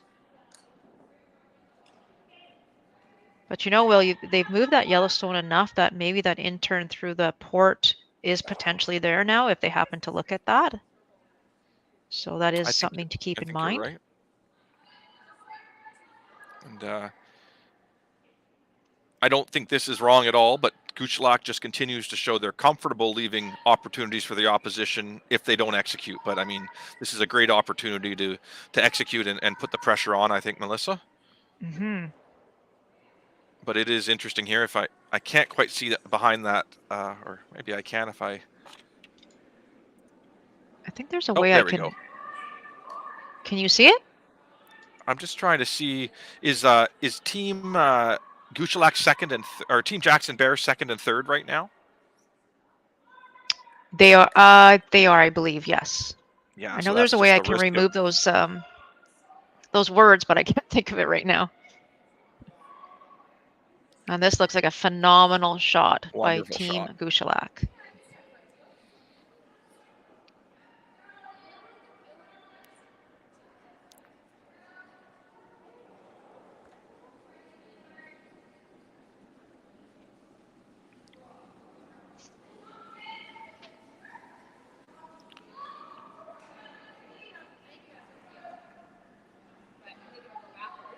Here we go, just having a quick look there. So I eliminated some things here.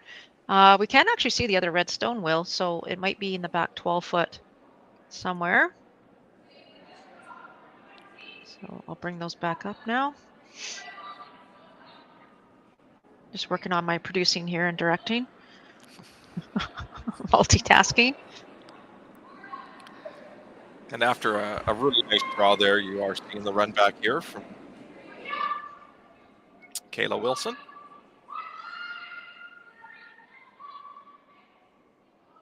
This is over curling, and this could be, oh.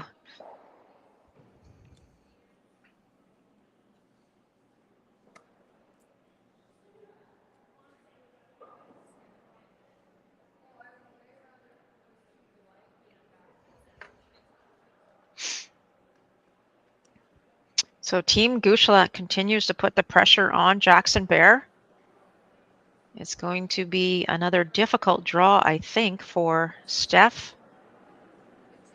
If she continues to put a good one in here, I think she can just come tight and maybe center line. Yeah, Will, but is she trying to take away the intern hole right now? Is that the call? well, where the broom is, I don't think so. That looks about the same broom placement for center line. I think she'd have to move it in another 3 or 4 inches across the center line and protect that right-hand side. So I don't think she's doing that. Because it looks to me like Steph could throw kind of back 4 or back line and get shot rock right now with that intern path. So, and I Agreed. don't see much on the outturn path, would just be the only kind of observation I see right now from my bird's eye view here from Burnaby. Yeah, and I totally agree with you. And I don't know if Diane looked at that at all. It looks like she's more concerned about protecting that outturn side for sure. Mm-hmm. So trying to get this to the center line. I think maybe take away the, the run back double or triple for Steph. But I think, as you say now, Steph does have actually both draws available to her. And I think it's time, maybe knowing that she probably is going to throw a draw on her last one, that she might want to throw a draw on her first one as well. Yeah, you'd hate to have Diane guarding on her next. So it's really important here to, even if you're not buried, but it's really important to be in a place where Diane has to remove the rock you're throwing here from play. Exactly.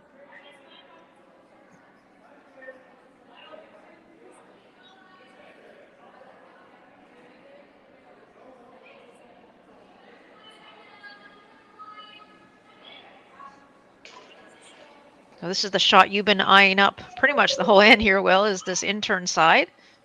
So it's a new path. They haven't seen it, but it looks like about the draw to the button path.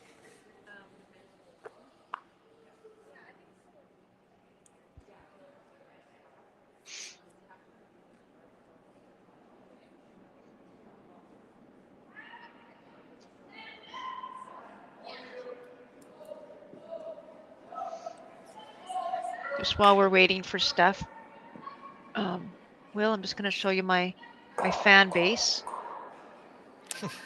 Having a little nap, are they? She's hanging out with her mom.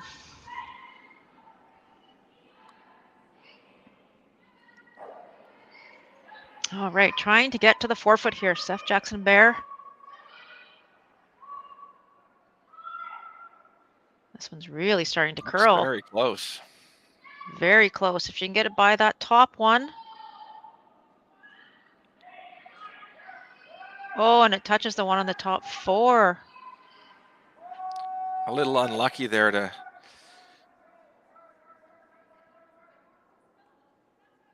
not get shot rock.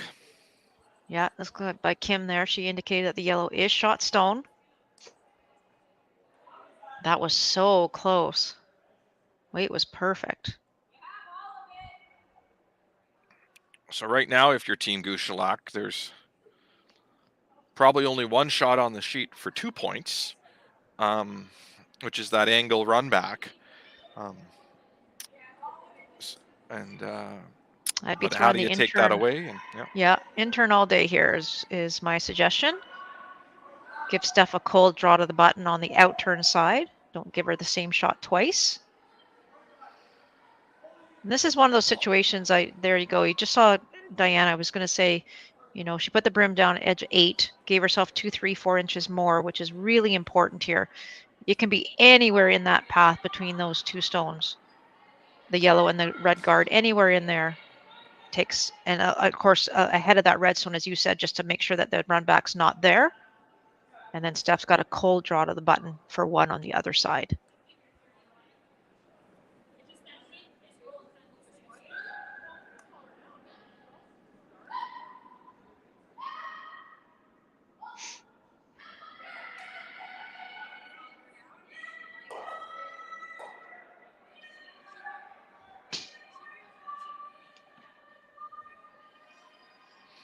the away cam view there, just giving you a chance to see the whole team really communicate what they're wanting, what the objective is here from a weight and line perspective.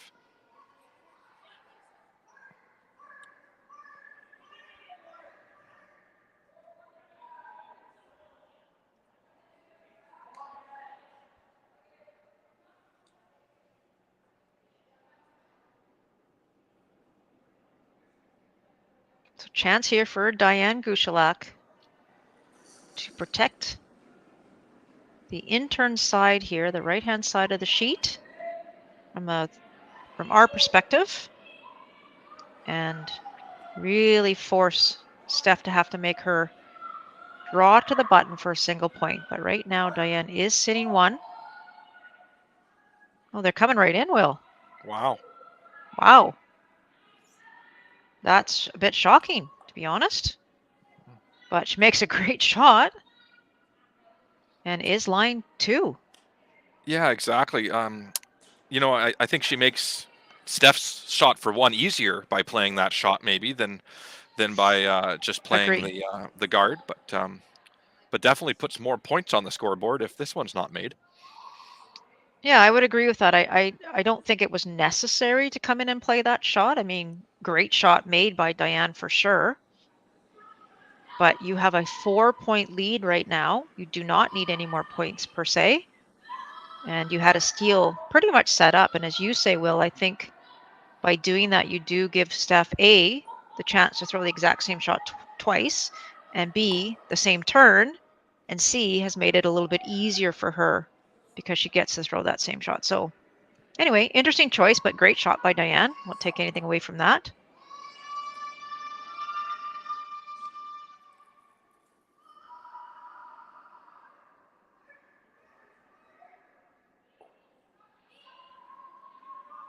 Steph throws it pretty much the same as her last shot and just gives it to the brushers. Except it looks like the brushers had to go on this one right away. Now they're kind of on and off it. Got to get it by that top 12-foot one.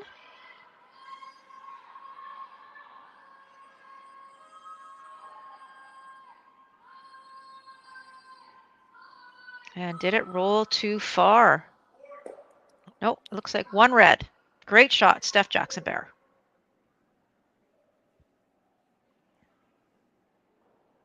That'll make things 4-1 playing the 7th end, Melissa. And now that we have a 7th end, we can go and watch, which is great. And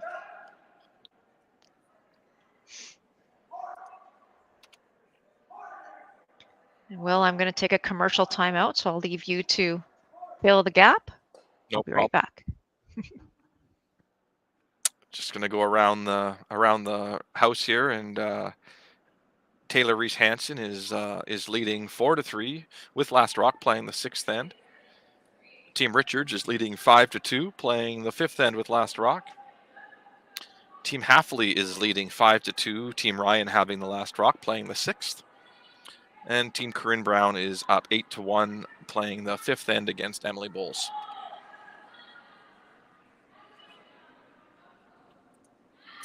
And in the lone men's game out there on the ice this afternoon, it is 3-3 Team Deng versus Team Beck. It's Team Deng with the hammer playing the fifth end, is telling us now, but I believe it's actually the sixth that they're in.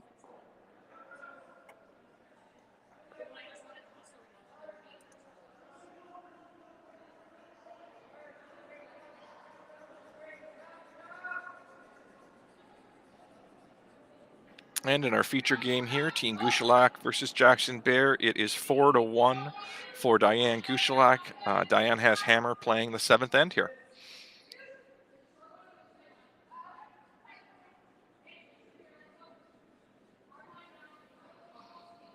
We've seen Team Jackson-Baier have hammer for most of this game today, so it'll be interesting to see how they play without last rock advantage, and be interesting to see how Team Gushalak defends against it.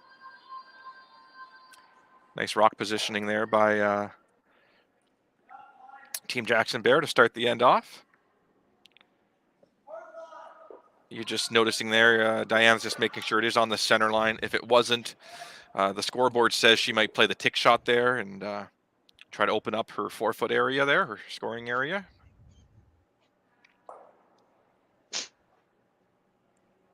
Welcome back, Melissa. Thanks, Will. I just sneezed and that one's really close to the center line, hey, but it is indeed touching, as you say. So nice shot there to start this end. And I think for Steph now, she's going to have to almost throw everything she can at Diane with being down 3 here with 2 ends to go. That helps the cause. That does indeed. A little bit light there by Kim Dennis.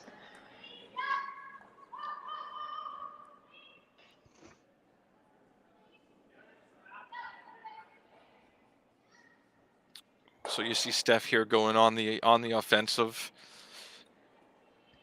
with a couple center guards up there now. There may be an option for Diane on her next to actually peel that guard that Kim just threw there. I'm not certain that they'll do that, but it is an option for her. So this is the Leeds second stone, I believe. Yes. Is that correct? So this is number 3. And this looks like a great shot if they can get that fully buried. Great brushing.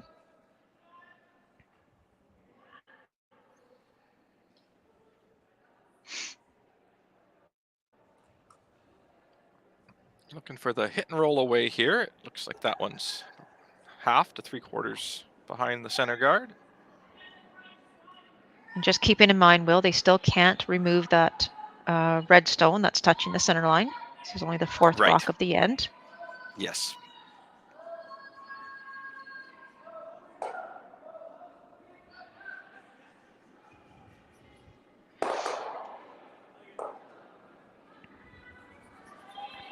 So just a reminder to everybody, this is Curl BC producing this game, so to speak, and we are testing out a new streaming option for our championship. So we thank the Kamloops Curling Club for just letting us do this one game. We're not sure if we'll be doing more games or not. It all depends, of course, on what our abilities are, but it looks like we are struggling with the Wi-Fi just a little here. For those of you wondering, what we're doing is we're trying out a software where we can essentially be the producers from offsite. And so that's what we're trying out here this weekend, last week for a couple of events. So thanks to those host sites of the BC Curling Tour events for allowing us to do that.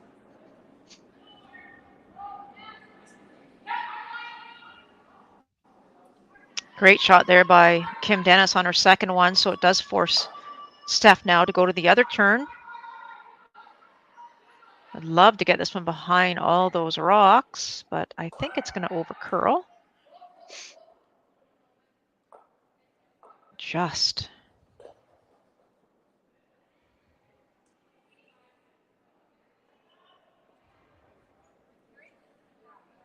And it looks like it's peel time. Absolutely.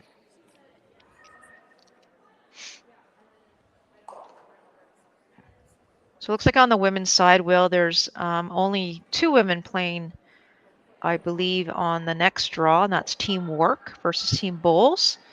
And then we'll see 8 women in action this evening during the 8 o'clock game.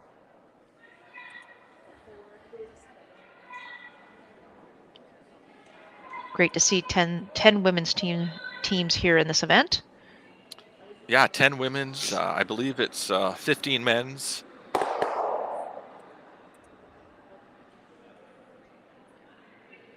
It is a triple knockout on the men's side of the event, so slightly different format. 4 games for all the women's teams in a pool play event on the women's side.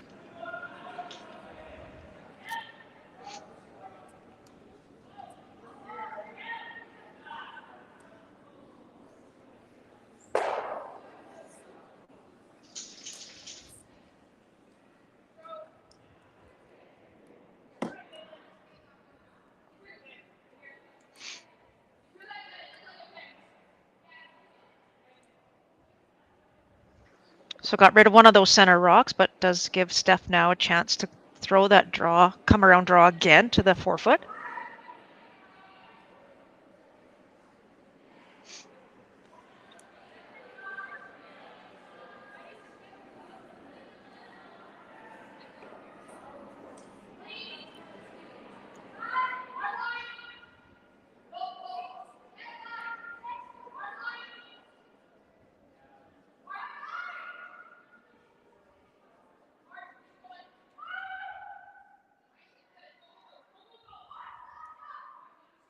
Brush is working really hard on this one to get it around there, Steph. Or Will, sorry.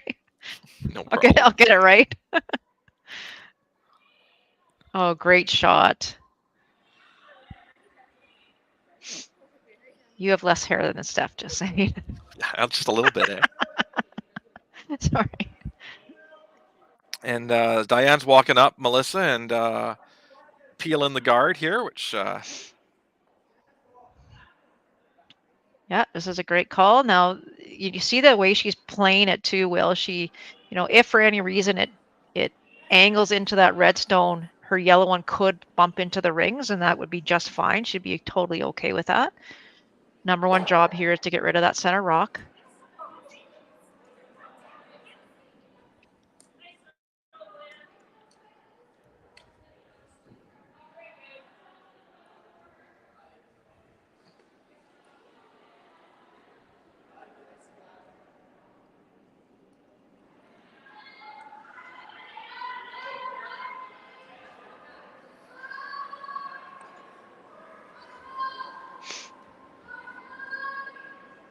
She called the center line guard here, I assume?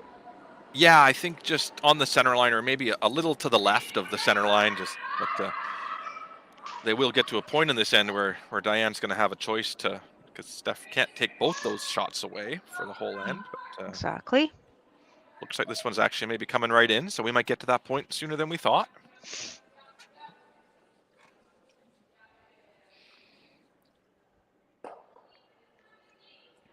Oh boy. Not sure that's where they wanted that one, Will. Does it look like both those red ones go, maybe?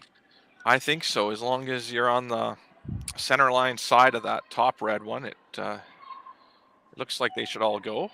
I think so. So peel weight, it looks like.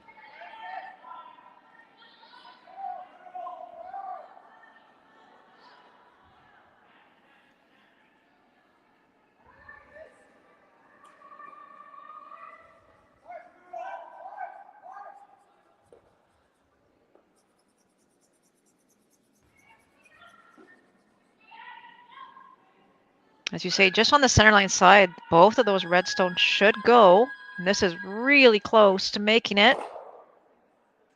And there we go. What a shot. It was Jesse Sanderson there making the big weight double.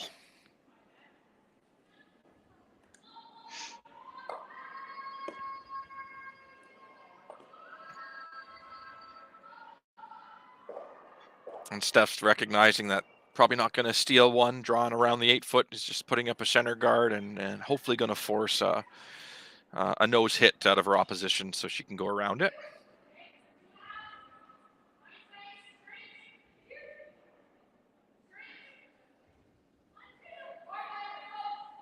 And Diane would be very, very happy either taking one here and going up 5-1 in the 7th will, or even blanking and 4-1 with hammer going home. So either one of those, and you know that's on her mind as she just had a quick look at the scoreboard. I She'll thought she was continue to looking at peel us. here.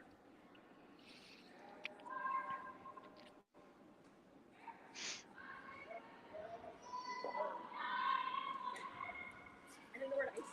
I was like, trying to put a guard in that spot.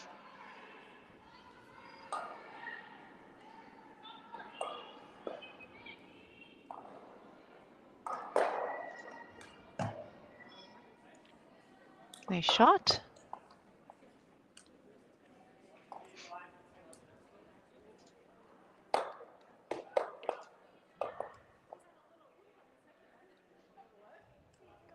Just a reminder to those of you that aren't aware, the winner of this event will earn a berth to the 2024 BC Scotties Championships if they haven't already won a berth. And so the only two women's teams in the field who have done that so far are Team Corinne Brown and Team Holly Halfley. So both those two teams have punched their ticket to Victoria for that BC Championship that'll take place in January. But both these teams you're looking at are wanting to be one of the teams that win a tour event this year, so they don't have to enter that open play down later on in December. So a little extra piece of each tour event this year is that qualifying spot on the line.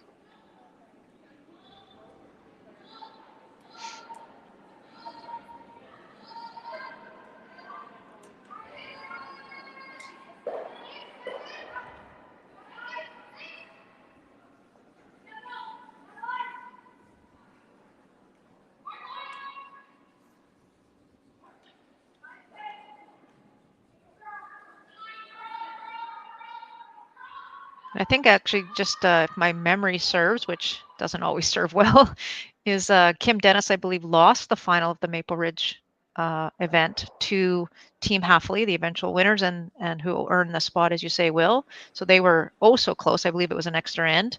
And Jackson-Baier actually was in a semifinal, so they were close as well, getting to that final last weekend. So as you say, they're both looking to try and get on top of the podium this weekend. You got it. And the other semifinalist team, Team Ryan, they're also up here this week. So really great to see lots of BC teams participating in these events and using them as their kind of preparation for that BC Scotties Championship this year. And speaking of Team Ryan, if I'm looking at the line scores, they got 3 in the 7th end to tie that game, and Team Halfley coming home in 8 does have hammer and a tie 5-5 game. So exciting game over there between Ryan and Halfley right now.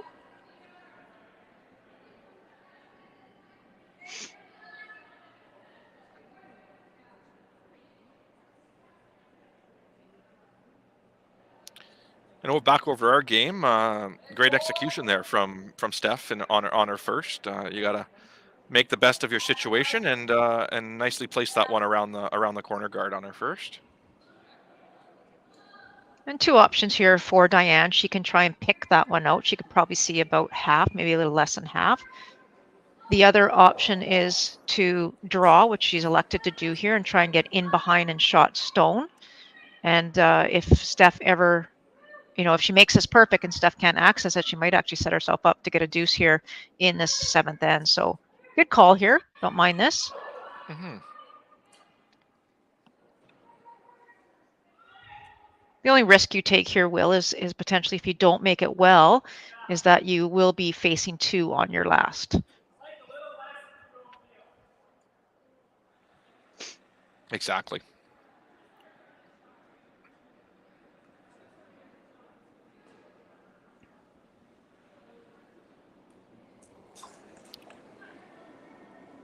So you may just be talking here about whether you want Diane throwing a hit or a draw on her last one in this end, and based on that, you'd either want to roll behind the corner guard, Melissa, or maybe hit and roll away into the 8-foot where she might be tempted to play a takeout. And I think if we think back to to this game, actually, Will, Diane's made some incredible draws this game so far. So, my brain says maybe roll a little bit towards the middle to try and get her to throw a takeout. I agree.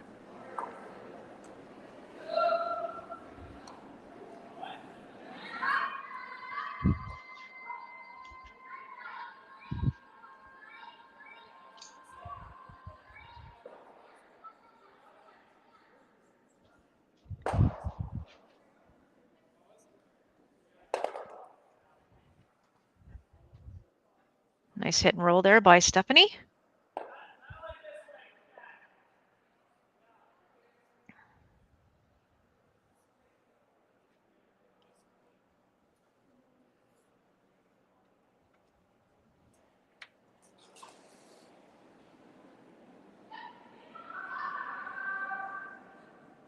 So we were watching here a hit for 1 for Team Gushalak.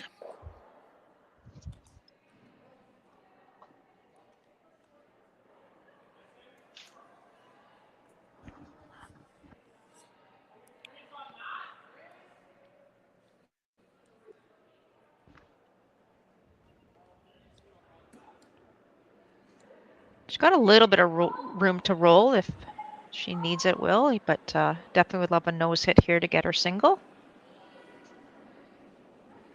And the brusher's on and off it. Looks like there's no problem. Nice Wonderful shot. weight selection. Yeah, good job. So it'll be 5-1 playing the 8th end here, and thanks to the 5-rock rule, we still get to see the 8th end here in these 4-point deficit games, Melissa, because there's still some probability for a 4-ender to happen. So it's a nice change to the game, I think, that creates a little more opportunity for teams to keep playing. Exactly.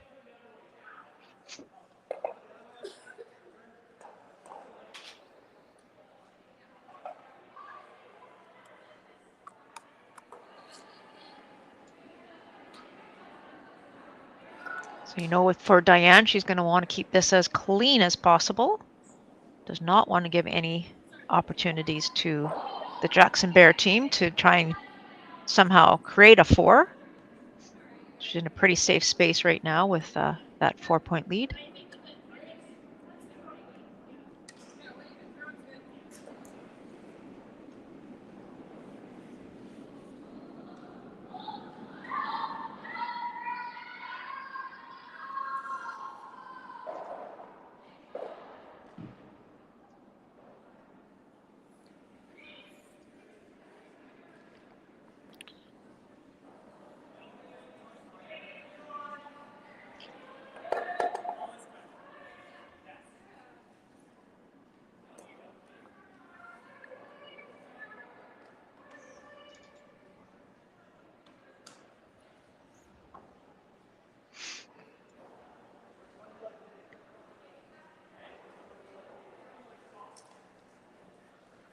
And Will, if I just go to our analytics, it looks like if you're up by 4 with or without hammer after 7 ends of play, your chance of winning is about 100%.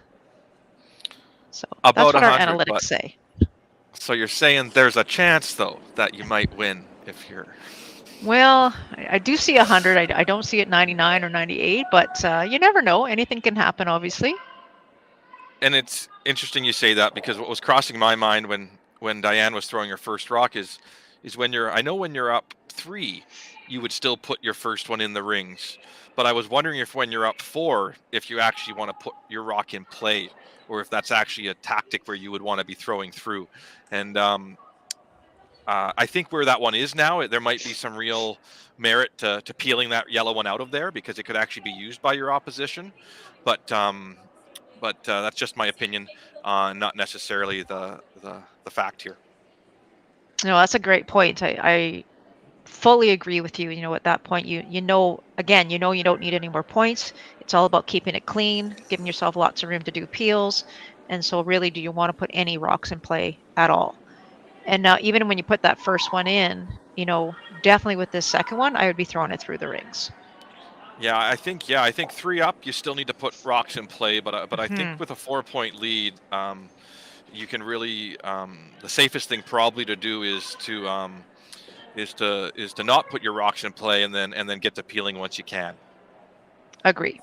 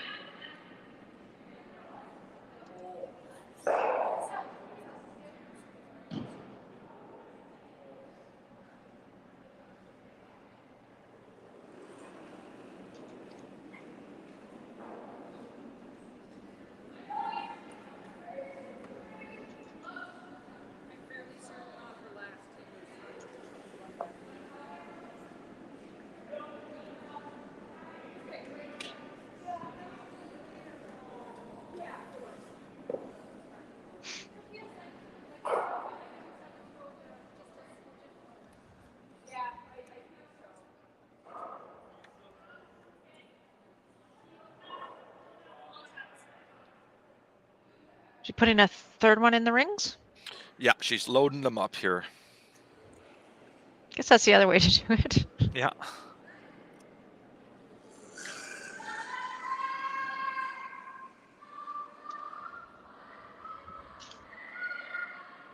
You know, and Steph's going to get to a point she can't really throw any more guards either. She's going to have to deal with 3 in the rings, and she already has 2 out front. And mathematically speaking, you're going to have to start getting something in the rings here yourself and out counting those yellow stones. So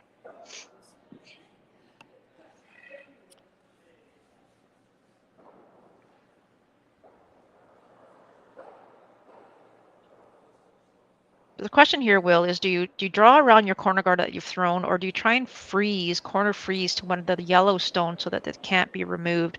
So just as Steph's looking at the one on the yellow, if you corner freeze there, it really can't be removed from play without probably using 2 stones, and you know that Diane's going to go up and try and remove the corner guards.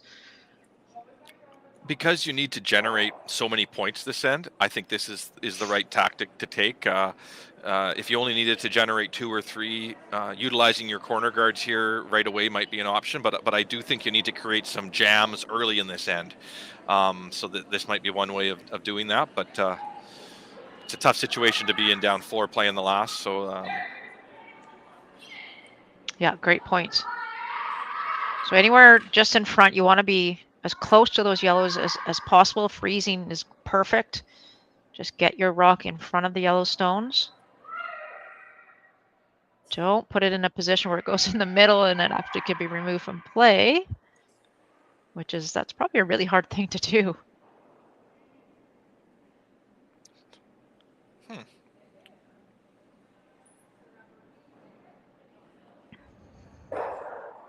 This is an interesting scenario, actually. Will, you know, if you're Diane, scoreboard says get rid of the corner guards, but those corner guards are doing you absolutely no good if you're Steph right now because of where the yellow stones have been placed in the ring. So I'm wondering if you actually take a chance and try and remove that red stone that was just thrown that's in the rings. That's really how you're going to eliminate numbers at this point. I think you're on the right track, and unfortunately, it kind of takes you back to why did I maybe put those rocks there in the first place that are now helping Team Jackson-Baier. But I think this is the right tactic here, is to try to make a move on this, even if you do over curl and jam the red on the back yellow. At least you're opening things up and creating and playing the scoreboard a bit here. So it's just about eliminating rocks at this point. Unfortunately, they might be your rocks you're eliminating, but it is about eliminating rocks at this point because there's so exactly. many in play. Yeah. And she's close, I think, to getting the red. Nope. So it does remove 2 of her own, leaves that red stone. And if you're Team Jackson-Baier now, you sort of need to look at the sheet and go, what shot can I play that makes it hard to remove the red rock that's in play and my shooter? Right now, the red rock that's in play is fairly easy to remove. So there, you need to make some kind of play on that rock, in my opinion, to make it harder to remove that one and make your shooter more difficult to remove. Might be a split you play here or something like that, but that to me jumps out as an opportunity here, maybe to start bringing 3 or 4 into play.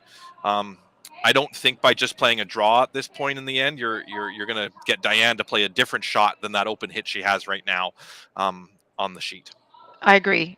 Totally agree. I think you nailed it there. If you throw the in-turn, come around the corner, the first shot she called, but throw it tight enough that you can actually tick that red one a little bit more undercover and then roll your shooter over.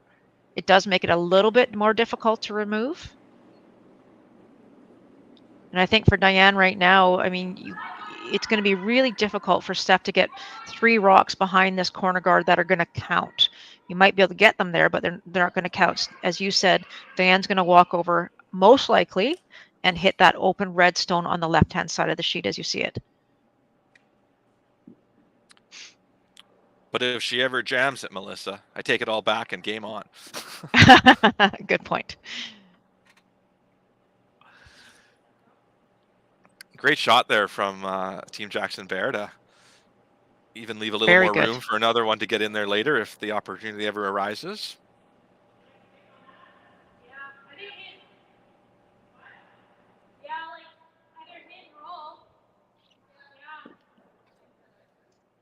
Jesse's got a very clear voice. It's nice to be able to hear that conversation there.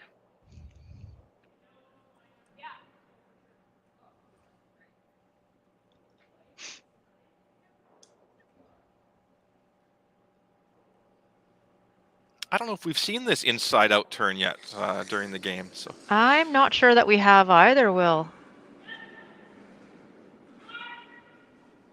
And you know, it curls a little bit more towards the wing. So, you know, if I was Diane, would you ever consider just taking the straighter turn, the outside in? But this looks pretty darn good. So nice good shot there by Diane. And Steph is going to have to work some magic here, I think, to try and generate these points.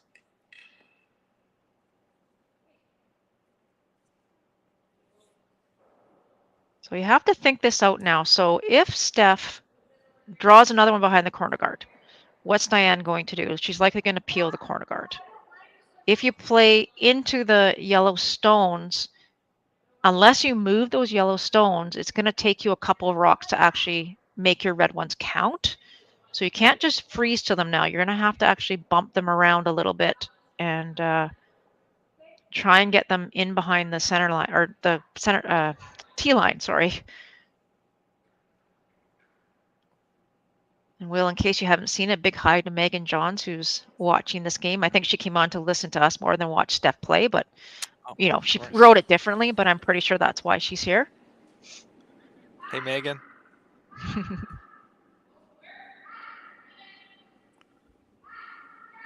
All right, Give a so shout looking out to the I Green think Kiss in Victoria there. Yes. If you're ever looking for cosmetics. Absolutely.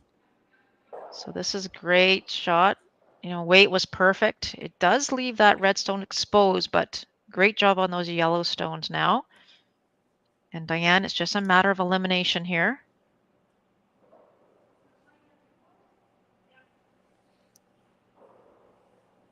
And if you can kind of get Diane not to be peeling that corner guard, it's kind of a win. I mean, if she executes, it's not, but that corner guard there is so it looks like she's going to try to kill these two here.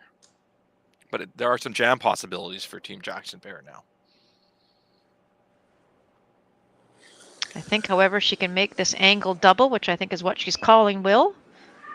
Don't think there'd be much left. Security has now entered my room again, Will, just so you know. So I'm safe here again. Nice shot there from Jesse.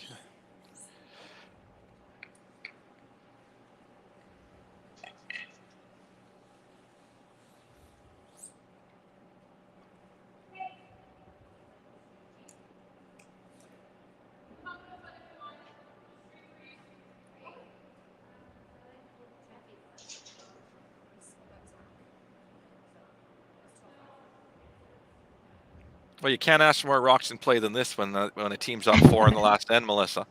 I agree. From an entertainment standpoint, there's... Yeah, Diane still has to make something happen here to win this game, and Steph's going to continue to throw things at her. So, you know, you look back at the very first couple of rocks that you and I have already alluded to is for Team Gushalak, did you need to put anything in the rings? It would be a lot cleaner if you didn't, and you know, but unfortunately for Kayla, that one comes up way light, and I'm not sure that Steph has enough rocks here to tie this game. There's only 2 red stones left, I believe. And they are down 4. Yeah, I believe it's handshakes. I do believe it is as well. I think we're doing our math here, or I'm not sure what's happening. I don't think Steph can tie this game.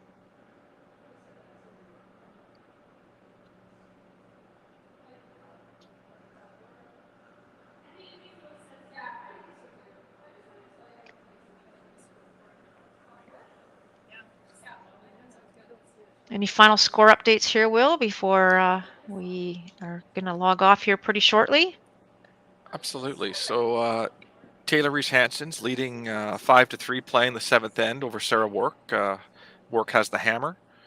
Brett Richards is leading 5-2, playing the 5th end, and Brett Richards has hammer. Kristen Ryan and Holly Halfley were still at 5-5, playing the 8th end. Halfley with the hammer, and Corinne Brown has won her game over Emily Bowles 8-1. Right. And And who over won there in the between boys' Dang game, and Beck? Do you know? I'm just grabbing that one right now.